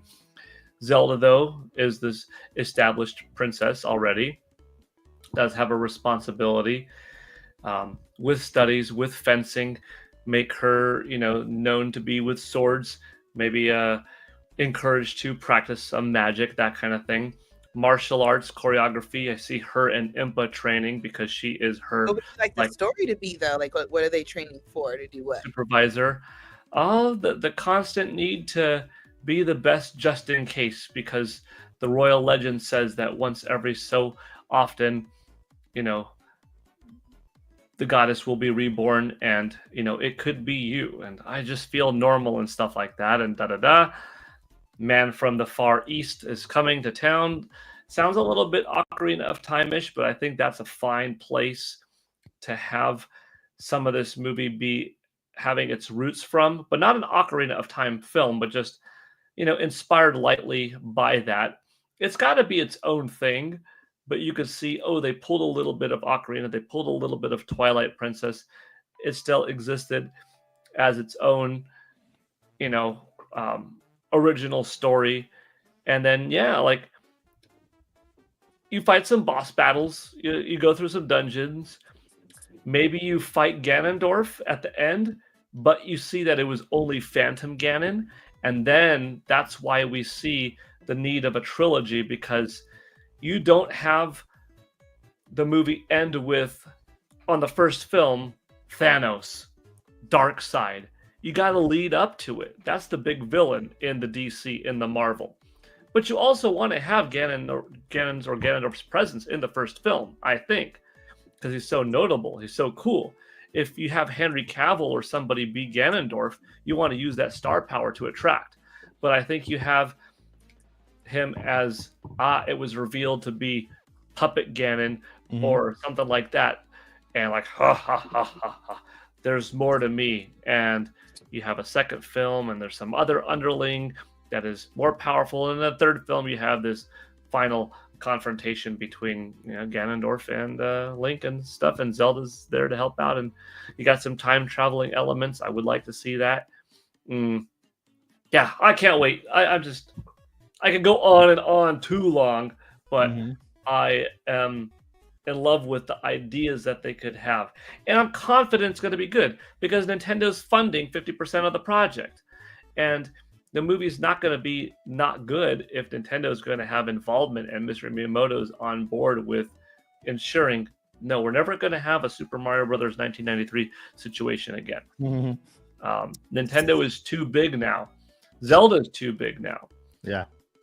In the last 10 years, those two Zelda games occupied 33% of the entire 40 years worth of Zelda's sales. Wow. So the movie's going to rock. So follow me here. I will. The movie. I've kind of had plenty of thoughts on that, but follow me. What would you guys feel about an animated series? We get right in that sweet spot of PG-13ish, Dragon I still want, I would like, because I think we could take a bigger risk with this than in a game. But I would like and I've said it before, Cyberpunk Zelda, and I want Link to talk, and I want him to be like a cool version of James Bond. Why? Because James Bond has all the gadgets, knows all the exits, can figure out all the puzzles, and does all the things, right? Maybe a little less suave, but I would like a little bit more modern, and then we can talk about some of the issues that could be going on. It's still Hyrule. It's Hyrule City now. Instead of Epona, on as the horse, we have the Epona 3000, which is like a motorcycle. We'll finally have our motorcycle again, or our master cycle again. I really would like to. I really have a thing about. I really want the links of all the different games somehow to have to cross each other in time. They meet each other for different various reasons. Try to change the time. I think that alone would be an excellent adventure, and I think it would be too much for a movie. And I think animation would really, really work to that. Okay.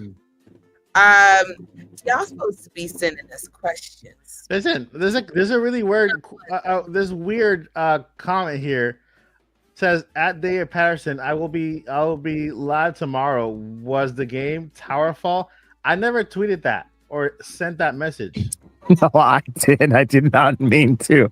I didn't. I'm used to the old way where I type and it worked. I was like, wait a minute, what's going on here? What is this? The moment I did it, I was like,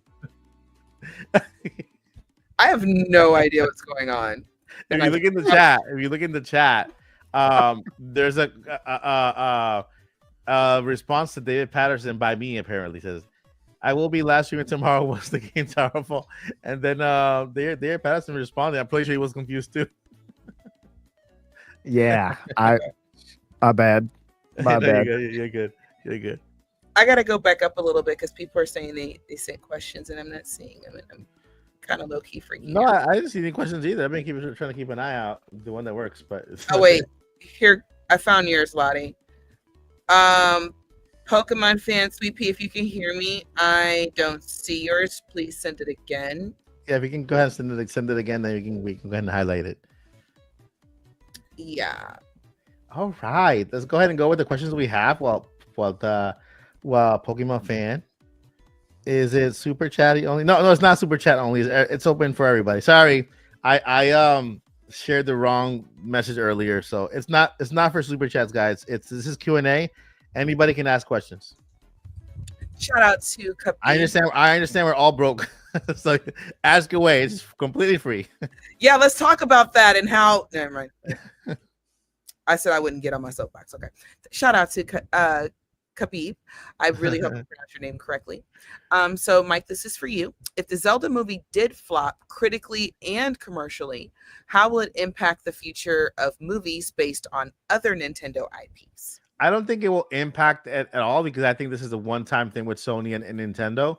I just think Nintendo will just move away from Sony and stick to Universal Illumination because right now they have another more Mario movie coming out next year with Illumination. There's another. Guys, I leaked an entire list of movies a while back with that had Illumination working with Nintendo, and already a lot of that information with other movies that have nothing to do with Nintendo have already come to pass. Okay, so you can expect the rest of the list to be also good. And in those leaks, where it was Firefox is the browser, right? Yes. Is Star Fox on Firefox? You can watch it.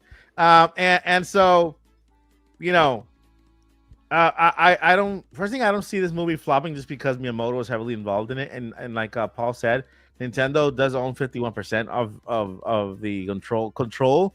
They make sure that they invested 51%, so they have majority control of the movie versus the 49 from Sony, and so Sony's only providing the half, a little bit less than half of the financing. And Avid Arad is doing it with his production. Wes Ball has his production also involved in it, but they're basically kind of only in charge of the distribution. Sony, right? And so Nintendo has majority control of the movie, and Miyamoto is heavily involved. He's gonna be over Wes Ball's shoulder during every shot made in the movie. And so we also have Wes Ball, who is a lifelong Zelda fan, right? And there are tweets from years and years ago from Wes Ball saying, "I would love to direct one day the Legend of Zelda movie," right? And it came to pass, right? It's like Tom Holland did one time. They asked him when he was younger, what character would you like to play? I would like to be Spider-Man one day, and then also he's Spider-Man now. It's like a full circle moment for Wes Ball. This is a full circle moment, and I think that he has all the best intentions for. He said he wanted a Studio Ghibli type of Zelda vibe, but in live action, which is, at least he also believes it could be a good Studio Ghibli film as a Zelda movie, right? He also believes that, but because it's live action, that he has a vision for this movie that I think that we can, at least be okay with, That's a long answer. Sorry. Excuse me. Hi, JC. You want some sparkling water? Oh, that looks good actually. But I still have, I got my trusty Starbucks. Okay, I was Here, gonna pour just some. Starbucks cup. I got this. Yeah. Okay, yeah. Totally. This is totally happening. Okay, shake it up a little bit. Yeah, that hit the spot. Thank you kindly. You're welcome. Shout out to David Patterson. And this is for all of us. Are we ever going to get a new Super Smash Bros. In the near future? Yeah, Mr. Smash himself tweeted, I think it was yesterday or a couple of days ago, but he mainly focused on Kirby Air Riders, and so because of that tweet, I think that we are going to get Smash, but maybe like halfway through Nintendo Switch life cycle, right? Because he's very focused on Kirby Air Rider and all that stuff. But I think we're going to get Smash. I don't think we are. And the reason why I feel like that's a huge generation type game, so I don't think we're going to see a new one until Switch 4. Now, the beginning Switch 4? Oh, Switch 3. Good. Child, charge it to my head, not to my heart, y'all. I'm sorry. I think we're not going to get another big Smash until Switch, the beginning of Switch 3. What do you guys think? That is a hot. That take is so hot. I don't even know what to. I think we will. I think we'll see a Smash I'm sorry if that was the Do wrong- you mean a brand new Smash, or do you mean we aren't gonna see a Smash Bros? Like not even like no, an I mean like a Ultimate brand- Deluxe? Ultimate See, I was Deluxe. thinking brand new Smash. I was thinking brand new Smash. Okay, okay. I apologize if I did I just give you a heart attack? I am so sorry. I don't think- I was just like, that game sold like it's like number 4 or 5 on the list. Like, yeah. they gotta do something. Like, but yeah, okay. Yeah, complete reset. Yeah. If they do, it'll be at the very end of this cycle. This console's life cycle is what it seems like anyway. Man, I would say half, not the end. If it was a reset, you think a reset they could do, like if it's a brand new game? Smash, brand new Smash. I think we'll get it halfway through. It's a system seller. You know, Smash is a large fan base. I mean, it was what, number 4, 5 on the top games for Nintendo Switch. Right. But I'm saying a brand new game, not an Ultimate Deluxe, like a brand new Extra cheese, like extra deluxe. yeah. Because I'm envisioning just a Switch 2 version of Smash Ultimate with new fighter passes. I mean, it's That's already what I think Ultimate. about Why it. would you want to make Deluxe to the Ultimate? Ultimate, there's no, you know. I think they could start all over. See, that's what I think is going to be for Switch 3. But if we're talking about the most recent Smash, like everybody's here, everybody's more here, and even adding more. I don't know who else is left. They can add. That's what I thought. That's what I thought with Mario Kart 8 Deluxe. I'm like, my God, this game is so huge. Look at all these tracks they added. Look at all these characters they have. They have every IP here. How are they gonna top this? They started over and made a big world. Shut up, David. You know? David just said. David Patterson just said I will be completely bald by the time we get to a new Smash. Oh my gosh, I love you guys. You guys are hilarious. Okay, so shout out to Lottie Trohere. I hope I'm saying your name right. Yeah. So this question is for all of us, as this is a bizarre question. What are your thoughts about the My Mario news, as Nintendo of Japan announced it a week ago and is aiming for younger children? I do That's have cool. thoughts. That's cool. I mean, I think that's actually a good. When I saw that like that app, I thought it was, wow, that's the coolest thing ever. You know, because right now we haven't had a lot of Mario geared towards toddlers. You know, a lot of clothes and stuff like that. And then I don't think the Mario Lego is for toddlers. They're gonna swallow it. You know, so I think an app that they can just kind of touch and stuff like that and hear sounds with is beautiful. I think it's nice. You know, it's not the biggest thing. It's not for us. It's for the younglings. You know, and so I totally didn't download it. yeah. Is it available? Can I download it? I'll download it today. I honestly don't even. I'll just like stretch Mario's face. That's all you can do. Just like pull up Mario's face and do stuff. You know what I mean? So Babies have fun. it's for a younger audience. Yeah. That's what we did on the N64, right? Right. Yeah. I also kind of low key think that, judging by Nintendo's current fan base, maybe they're not grabbing the youngins the way they got us. Mhm. Because we've all been playing since we were single digit, ages. Yeah. I don't know how many young people they have. I know they're most of their fan or install base, is more like 20 and up, right? I don't think they're Yeah. getting babies. Yeah. So Well, now I get shoot. to have an app that I can share with my nieces and my nephews, the baby ones, and then just they can have this thing like like pushing. no, put a controller in their hand. They got to learn early. Nah, they'll just like chewing on it, get your toy. Shout out to Pokemon fan. Oh, I'm sorry, Paul. What? Nope, sorry. I forgot about the time. I actually have to go because I'm going to be late. I have something. I didn't even mention it in the group chat, so I apologize. That's a little bit of an abrupt thing, but I looked at the time like, hold on, it's 7:21. So, sorry. Say goodnight. I said it out loud to myself a second ago. I was like, oh, shoot. And then I was like, oh, hold on. So I got to roll, but Tell them hope where y'all- they can find you and what you're doing and what you're counting down to and whatnot. Yeah, Polygale Network or at Polygale Network on YouTube and X. And lately, just yesterday, I started a brand new calendar series of video game history, lore, each day. So it's not quite a countdown; it's a count up throughout life. So if you're interested, you could find that on various social media platforms. Thank you all for having me. You three have a good rest of your night. Everybody in chat, enjoy as well. And see you next time. Good night, Paul. Have a great weekend. Bye-bye. Thank See you, buddy. See you soon. And then there were 3. The Triforce. Yes. I Right was now we're just the a shield. Force. I was a shield or a master sword or something. Good night, Paul. Oh, okay, Pokemon fan. Oh my. I'm very much in the screen. Okay. Everyone, do you think the mainline direct will be in September? And when do you think the Mario direct will be? There you go. Just like, wow, I really see myself.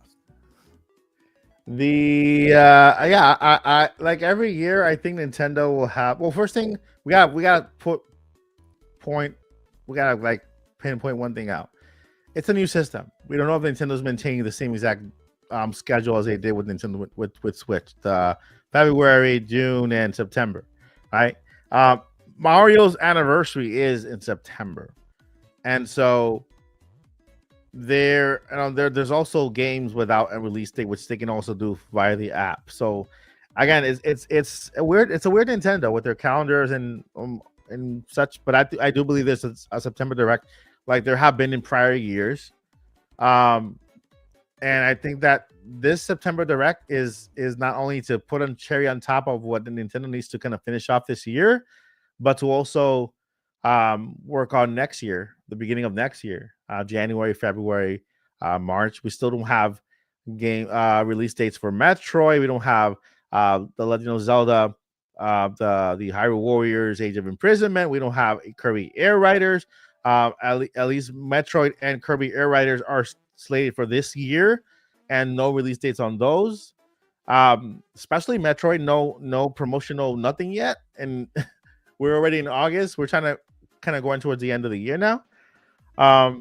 Mario 4th anniversary, I expect at least the Nintendo Direct dedicate to that. 15 minutes of they did it before. I was looking at the Mario Direct. It lasted 15 minutes. It was just like the Donkey Kong one they did, and so I expect something in that line too.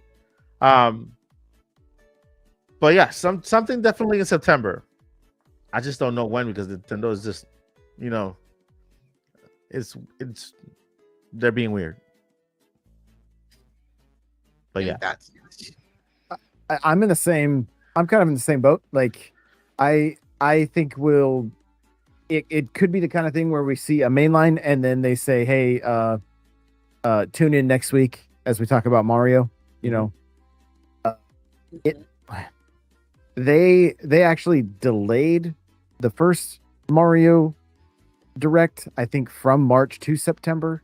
So as long as they get like their year of Mario, they can hit it really at any time. If it'll still count as the 40th. So it's just a strange time. It is a strange time right now, and we've had 2 directs recently. Everybody's still hungry and chomping at the bit for another one.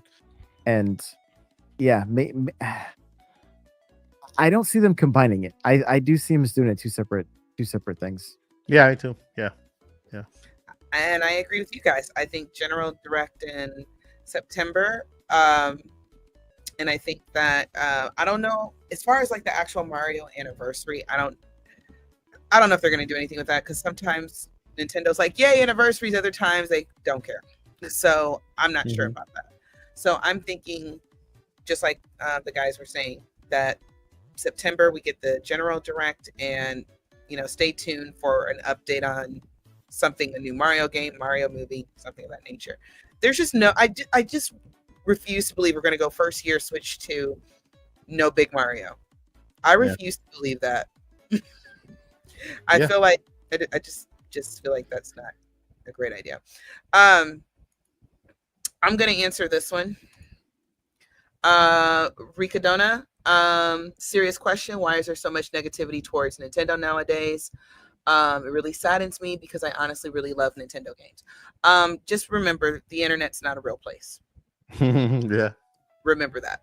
I even saw in one of the discords the other day, I see all the Switch 2 stock. Maybe in your area. Surprisingly, in my area, I still have a hard time finding one. Or then I'll pass by the aisle that has one, and I'm like, hey, there's a Switch 2. Cool. Come back down the same aisle. 10 minutes later, it's gone. So I think it kind of depends on where you are. And again, in real life, nobody cares. We're all trying to pay for eggs. Yeah. Sometimes is a small but loud majority that is the loudest, like the negative.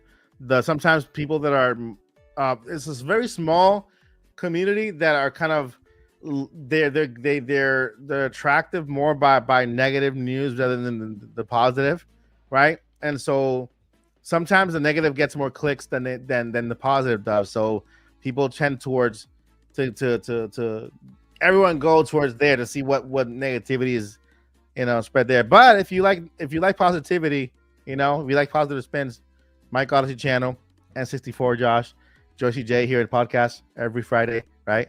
We're here for you, and we promise that even if it's a bad news, we'll make sure to put a positive spin on it and look at the bright side of things, right? Because sometimes it's hard to look at the bright side when it's sunny or cloudy outside. But hey, you just have to remind yourself, hey, above those clouds is the sun, and that sun will come out soon. And shout out to Rico Lee. Mike, if the Zelda movie's massively successful, how do you think it could affect or inspire future games with the art style, voice acting for Link, or something else? Just curious. If the Zelda movie is massively successful, first thing that's the best case scenario. I love it because I could see the Nintendo saying, hey, let's partner with Sony to bring Metroid to live action, because that's another really cool franchise to bring to live action. There's other franchises, Fire Emblem to live action, right? If this is a very heavily successful movie, you can bet your bottom dollar Nintendo's going to partner with Sony to do more of them in the live action size, and they're going to take all these other IPs and bring them up, right? And then again, that turns up around and helps the video game market. So yeah, I mean, I think that first thing, Link is going to talk. Everybody, Link is going to talk. Totally. Yeah, he's gonna talk. He normally talks. He talks every other game, but Echoes of Wisdom, and they explain why he doesn't talk in Echoes of Wisdom. You should play it. But he still knows what's going on, and he's expressing. Yeah. That's the only game that they actually say, oh yeah, he's mute. Something happened to him. Something happened to him, and that's why he can't verbally speak in that particular game. So, sorry, that's a spoiler, right? But Can I ask something? Like, bruh, y'all remember back in the day? What, Mike? No, what, Mike? I was gonna say, y'all remember back in the day, like, right before bed, like around 8-9 o'clock, like Star Trek would come on, or the show Alien, or some kind of sci-fi, or was that just in my household? Whatever. No, so we would watch that. Yeah. Okay, Yeah. okay, it's not just me. So I would really dig watching some like Metroid, like around 9 o'clock prime time, right before going to bed. Yes, a live action series. I'm here for it. That needs to be a series. I think we can. It still has do to. It has to be. It has to be. Mike, tell all your people over there. You let them know that. Samus Hunter, Body Hunter, or Monster Hunter, or Spastic, or something. Body Hunter. You on the wrong channel. She hunts stuff. I think if they kind of made it like Mandalorian, since she is, bounty hunter, like, I mean, obviously with original ideas, but like, I think they could get to that level of Man, just what people were into it, like that'd give be her different crazy. missions, different enemies, like start fleshing some of this storyline out to where we really get to know some of the characters. I think it'd be really cool. Yeah. If that ever happens, I'm gonna turn my channel into a Nintendo movie channel review thingy, and I'm just gonna like review every single episode that comes out. I'm already doing that, by the way. If you guys want to follow me at Superflix, I have a movie channel over there. It's not an active everyday channel. It's like I react to stuff, but I'll be live. I'll be reviewing Peacemaker, which is not for kids. Okay, adults only. Adults only. I got some movie ideas from you for you. Mm-hmm. Because there's a movie I think that you would like as a father. Awesome. Did I finish saying? This one, no, we still got questions. Okay. Boo Mini, I'm gonna go ahead and read this just in case Paul is listening, because sometimes he'll have the stream playing in the background. Paul, if you're listening, this one was for you, dear. I know you don't. Boo Mini wanted to say, I know you don't replay games, Paul, but would you ever be open to live streaming and playing a game that the community chooses? So if Paul is listening, kind of keep an eye on the chat, Boo Mini. He might respond in the chat. I think Paul does replay games. He does replay games. He goes back and replays I games. feel like he does too, especially if you Yeah. really enjoyed it. Nate doesn't replay games, but Paul does. Yeah. And I don't, well, I do replay games sometimes, honestly. Yeah. I have an answer for this one already as well. Oh, what, Nate? I mean, No, Nate does replay Zelda games. Zelda, because I was watching his live stream like how was that? he doesn't even replay Zelda games. He did it Yeah, for his. he played Ocarina of Time, and then like the shorts live stream. Yeah, and he'll then, do it for something like that, but he doesn't just sit around and replay games. Oh yeah, Paul, not personally. Paul, Yeah, Paul will not chill with a game he's played before. yeah. Do you replay games, Josh? So we do the NSO game of the week. So like I'll replay stuff. And I'm a pretty big retro fan as well. So like, yeah, but I mean, I beat Metroid Dread twice. That was the only Switch One game that I played twice. More than once, though, to get all the things, whatever all the things are. Say that again. Oh, I was saying, I feel like that's a game you need to play more than once because you can collect all the things. So I'm sure there's plenty of collectibles in it. For me, it was like I just love Metroid so much that I waited long enough because I blazed through it the first time, and then I waited until like it was probably only like 9 months ago, and so it was like almost a new experience again because I was Maybe like, it was more. this is great. So I Maybe it can was see more myself than doing that. Wonder again. So Wonder is my favorite part of that game is still the singing piranha plants. Yes, there's a whole lot Yeah. of other things, but Wonder is special, and I don't even know if people really understand how special that game is. It is chef's kiss. All right, I got an answer for this one. Mincy Price. Hi guys, my question is about Game Freak. Hello. Why did they betray? I'm gonna take this seriously, I swear. Why did they betray Nintendo and make Beast of Reincarnation for Xbox and PlayStation, but it's not on Switch 2? What the heck is happening between them? Game Freak is still their own development team. They're their own company. They still got to make. They still got to make money. It's not just on Pokemon. Pokemon is what they're doing with Nintendo. What they decide to do outside of that is up to them. Yeah, because they're part owner. They're part owner of Pokemon. Nintendo Creatures and Game Freak are the triple owners, right, of Pokemon, of the series, and so that's why they work together. But Game Freak has their own thing going, and we cannot rule out the Switch 2 port because maybe it'll be announced on the Switch 2 Direct, right?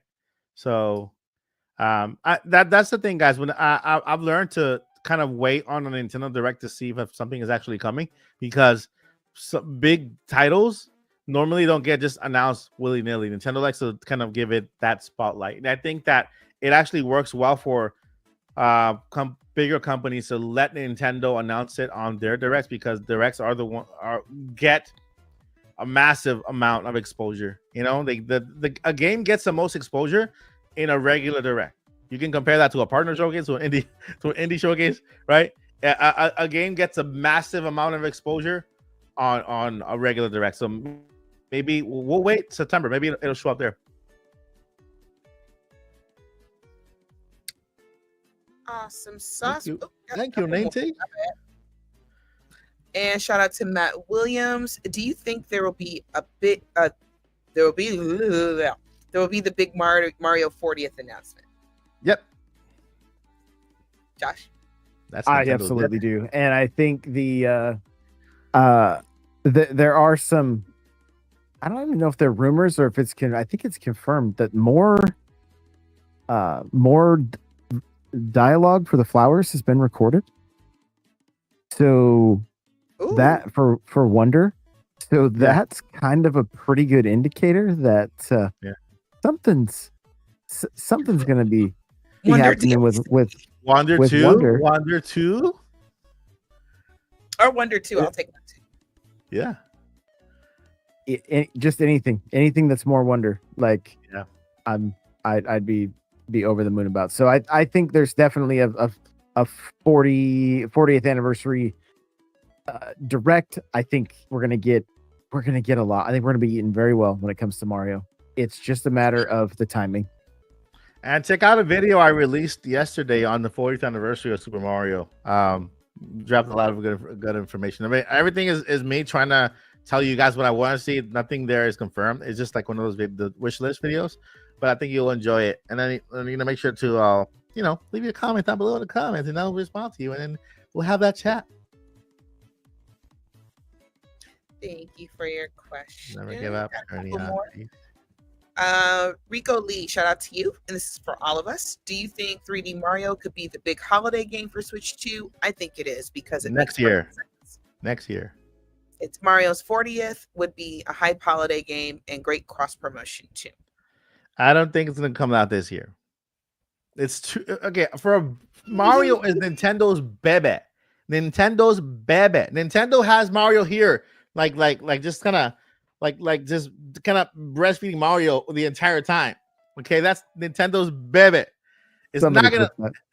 clip Is Nintendo is not gonna Somebody let can't be GBT that. Nintendo's not gonna let Mario off the. It's so Nintendo's gonna announce Mario. They're gonna do a big thing, but then they're gonna have to announce it, and then for next year, it's gonna be. I think Nintendo's gonna be the big game for next year. Will be Mario. It won't be for this year. This year already have.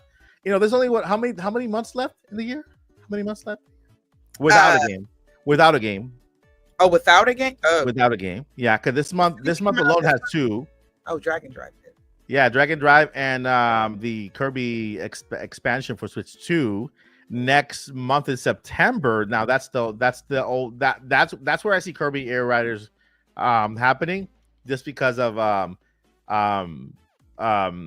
my god, his name what is his name? Sakurai's tweet. I think that is coming soon. Then October is Pokemon. That's a massive game. Nothing's sharing that month with that game. November, what's November? Nothing in November yet, right? There's nothing in November yet. Nothing in November, and then there's nothing in December. But it's a thing. It's a thing. Oh my god. No, there's not Kevin Afghani. Is Mario. Imagine Mario. Kevin Afghani. Shout out to Boo Mini. Thank you for your super chat. Joycey J loves Zelda, and so do we. Would it ever be possible to have her do a live gameplay of a Zelda game of her choosing on one of these podcasts? Who? Say again? She's asking if I would do a live gameplay of a Zelda game Of of my course. choosing. Yeah, let's do it. We can have a podcast where where Joycey plays, and we can watch. We can just do commentary on top of that, and then critique I her know playing. how to make a 10-hour Zelda game into a 2-week thing because I'll be like, okay, guys, we're gonna go over here. We're gonna go do. Oh, what's that over there? yeah, that's me too. Squirrel. Squirrel. Yeah. Mike and I will see Boo Mini. Okay, there's some people that I follow, some actual game players. Okay, I've talked about them before. Nico B, Alessandre, both on YouTube. Guys, they play video games like they were born to just play video games. They can figure out everything on the fly, and these are guys that are opening the games brand new that day or downloading them that day and start playing, and they're just good at it. My gaming senses are not that honed. So maybe if it's good hilarity, okay. Maybe I feel like that should be a big super chat goal. Yeah. We'll talk about it, Boom Mini. You've got Mike's wheels turning over there. We'll talk about it. Shout out to Rico Lee. Everyone, what art style do you expect or would you want for a Switch 2's original 3D Zelda whenever it happens? I personally could see them going for a full hybrid of Breath of the Wild and Twilight Princess visually. Ooh. What y'all think? Interesting. Yeah, interesting. The next, you mean the next Zelda game? The next the next big Zelda. Next big 3D Zelda, yeah. I somehow see them going a little bit more realistic with this game. You know, like a little bit of hyper realistic, out of Final Fantasy kind of type of game like that. Cyberpunk, like Josie wants to see a cyberpunk I futuristic want a Cyberpunk Zelda. Zelda so bad. Zelda I want to see Link with like some electric blue crossbows, and a guitar give him a gun. In a game. This is a game, y'all. In a game. and a motorcycle and a huge sword and change his name to Cloud. And no, not Cloud. I want him to then like say like really cliche, like awesome stuff. It's just been revoked. It's clubbering time. No, at the- Slasher time. No, at the end of the game, The hashtag is slasher. and he's beating up Ganon, and Ganon's like, "Ha! I've got you now. I've trapped you in." And Link says something really awesome, like, "You forget, Ganon, you're trapped in here with me." I forgot what movie that's from. Something crazy like that. I want to just hear Link just say some wild stuff. The call came from inside the castle. The call came from inside the castle. No, like in fact, like the whole end of the game just trips out, and it's like Link and he's trapped like Ganon in the castle, and he's and you start hearing the music like in Nightmare on Elm Street. 1, 2, Link's Freddy. It was, well, yeah, for them it was Freddy. Okay, y'all, seriously, roll with me on this. Roll with me. Is it Rowan Link that does all those awesome? Yeah. He just released a new one for Majora's Mask. Majora's Mask, yeah. Like And a that teaser. art style that he uses, I said, Studio Ghibli. I finally see the vision, and I said that would make a great game in a cyberpunk modern Zelda, and I think the game could be small enough to where they could take the risk, and they could still do the big 3D Zelda where we're still in our comfort zone. I personally am okay and ready for Zelda to leave its comfort zone. I don't know how the rest of the fan base feels about that. I would love to see a Studio Ghibli style game for an Ocarina of Time remake, like the That first anime style. I agree. I've lost my spot. Go, Josh. What are you gonna say? Oh, I want to see them push the limits of the console with Zelda, right? Like I feel like Breath of the Wild and Tears both push the limits of Switch 1, and I want to see them push the limits of Switch 2. And so I hope it leans. I hope it has an art style that like the majority of us really vibe with, but then, you know, leaning more towards like, kind of like Mike's saying, more like looking more realistic, putting us more in like a less of a cartoon and more like a Skyrim kind of scenario, but like really, really pushing the limits of what the console can do. Bring the drama, bring the tears, bring the sky. Bring the ocarina. Bring Right. Link from the past. I mean, yeah, bring it all. Yeah, Exactly. I have a question for you though, Josh. So let me ask you this. Because you know there was going to be a Twilight Princess 2 before Miyamoto decided on Link's crossbow training, and I'll never get over that. Right. Yeah, if anybody's meet Shiggy, just let him know he and I got beef. It's, in my opinion, it's still not too late. So how would any of us feel? Mike, I know you haven't finished Twilight Princess yet. I know you're gonna get to it eventually. You will get past that one part, and you will totally love the game. Is that the one with the dog? Where he turns into a wolf? Yes. He wolfs, right? He wolf. He barks. Wolf. Wolf. It's okay, Mike. So Josh, I think a Twilight Princess 2 could work because it would still be the Twilight Princess era kind of art style, except it'll be much crispier, and they'll probably add a little bit more color to it. This is just completely hypothetical. This has been my dream ever since I found out Miyamoto like completely killed my dreams of Mhm. Twilight Princess 2. I've wanted it ever since. Yeah. I'll wait for the HD version to come out before I play it. And we got one more. Shout out to David Patterson. Joycey, will we ever see you do a live cast gameplay of Zelda? I think he meant. Oh, okay. Like Boomini said, I think he meant gameplay. Guys, I will talk to Mike. And then we got one more question here from Khabib. No, I'm sorry, I'm not gonna pronounce the name because I want to bullshit. It says, wait, is it too late to ask one more question? Yeah, go ahead and ask it. Go for it. Oh wait.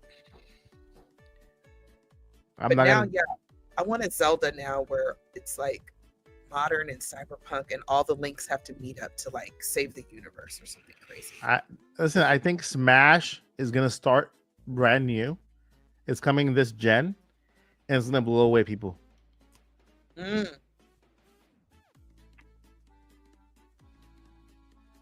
All right, we got the question. Do we I know get who it? this is. That's why I'm kind of like, okay. Go for it, Mike. Or you want me to read it? I love Zelda Age of Calamity, but why is there no hype for Age of Imprisonment? Depends on which circles you're in, because I'm hyped.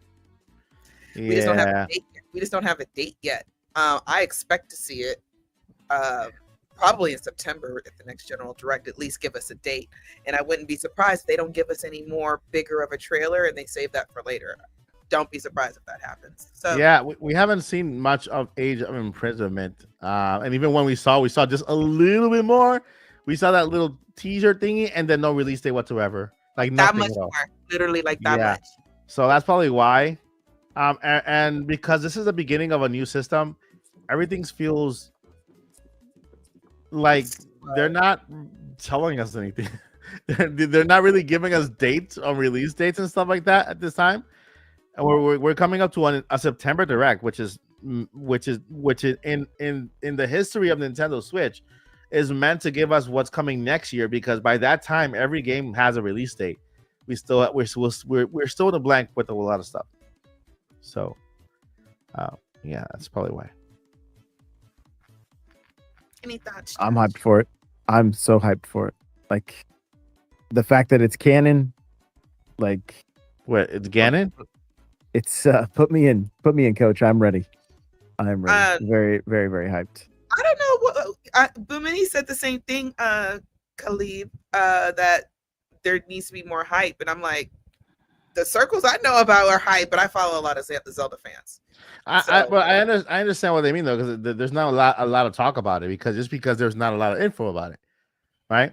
Yeah, what else are we gonna talk about? There was, and it's also because it's not a mainline Zelda game, right? It's a third party developer But it collaborating with is Nintendo. canon, so that's what's gonna make people Yeah, probably it's because they botched that on Breath of the Wild, yeah. or excuse me, on Age of Calamity. Like Breath Age of the Wild, like Tears of the Kingdom, they were talking about Tears of the Kingdom like what, for 2-3 years, you know, and so yeah, I think it's a thing, you know. It's a thing. And I saw and I'm gonna just say this real quick. Somebody said I will be mad if they put Link in it. If you played Tears of the Kingdom and you got all of the shrines and you got your fabulous prize for that, you will see why actually putting Link in Age of Imprisonment makes sense. So you have to get all the shrines and then defeat Ganon. No. You have to get all the shrines, and then the very last shrine at the monk tells you where to go, or it's not the monk in that one. It's the Rauru and Sonya statue. They tell you where to go get your fabulous prize. Okay. If you don't remember, I'll tell you after. No, because I haven't gotten all the shrines, so that gives me incentive to go get all the shrines. See, now I can't. I totally can't tell you now because it's really a fabulous prize. And when you get it, I want you to like call me and say, "Okay, Joycey, what is this? Explain it." All right, I'm gonna play Tears of the Kingdom back again. Like I haven't played it in a while, so I'll just go. Now you got to play it now with Zelda notes. I have not replayed the Zelda Ooh. games yet with Zelda Notes, so I'm Me totally. neither. I haven't played. I think I turned it on launch day for Nintendo for Switch 2, and that was the only day I just like walked around a little bit. Oh, everything looks good, and then turned it off. All right, and shout out to Mandarox. I hope I'm saying that correctly. Mike, this is for you. Do you think with the latest patent we've seen with the design, they will release a direct about it within the next year or two? Just on that. Yeah. So I thank you so much for this question, because I like to clear something out, put out there, right? When it comes to patents, and those of you who watch my content for a while know exactly what I'm going to say. Patents. First thing, patents are all valid. You don't dismiss any patent whatsoever. A patent is something that's owned by a company and is protected for them for future purposes, right? Now, how do you read a patent? A patent doesn't tell the entire story. A patent can have a whole bunch of images and just be focused on one little thing there, right? And the rest of it, you can consider it dummy images, right? Like something they need to illustrate in order to showcase what they're protecting, right? In this case, what they're protecting is a second screen and the way it clamps, like the way it closes. And so they're using dummy images to portray the second screen. Not that it's going to look the same exact way as it is in the patent, but they're just using the dummy images to kind of show, hey, this goes like this on top of this. This is how it closes. This is the mechanics of how this goes together, right? And so when you read a patent, remember that you can't take it for heart value. Just think, okay, there's something here that they're trying to protect. It might not be the entire thing that I'm looking at. It might not look the same way it looks like that, but there's something here that will eventually make it to the final product. And every single patent that we've covered on the channel, that's been the case. You guys remember that the 2 year ago patent, Alarmo was back there. The Alarmo is right there, right? We covered Alarmo 2 years ago before. Hey, Nintendo's gonna make a clock. Stop talking. They didn't make no clock. This is fake. You guys are talking too much. No, the clock is right. The clock is right there. You know, Tears of the Kingdom. A year or two before, we saw Link go through a rock and up. We saw the ascend mechanic in a patent before that came out. There's a lot. The Nintendo Switch. You guys know who follow me on the channel. I said, hey, there's a Switch OLED coming out, an edition one. How did I find out? There's a patent for it. They made a tradition to release a patent of a Nintendo Switch with everything when they release an edition of it. And so that's why I was able to predict Mario editions, Pokemon editions, a whole bunch of editions. So don't dismiss patents. This one in particular has to do with the second screen and the mechanic. That is protected. When it's going to come out, I don't know. I can't tell you exactly when, but you can tell that Nintendo is still working on it when there's a continuation of a patent from the same one, and that's what's happening. So Nintendo's continuing to work on the patent for the Nintendo's for a second screen. No, it's not a new device. It's not a new device. It's just a second screen and a way to attach it and how to close it, how to clamp it. And so, yeah, there's a possibility that in the life of the Nintendo Switch 2, we can get that second screen. There was another patent that showed the Nintendo Switch 2 flipping over and the screen rotating, leaving the adapter, the USB-C port on top, which is where you normally add the second screen, just because that's the display port out. And so that is a possibility. So I'll leave it there for now. Yeah, it could happen.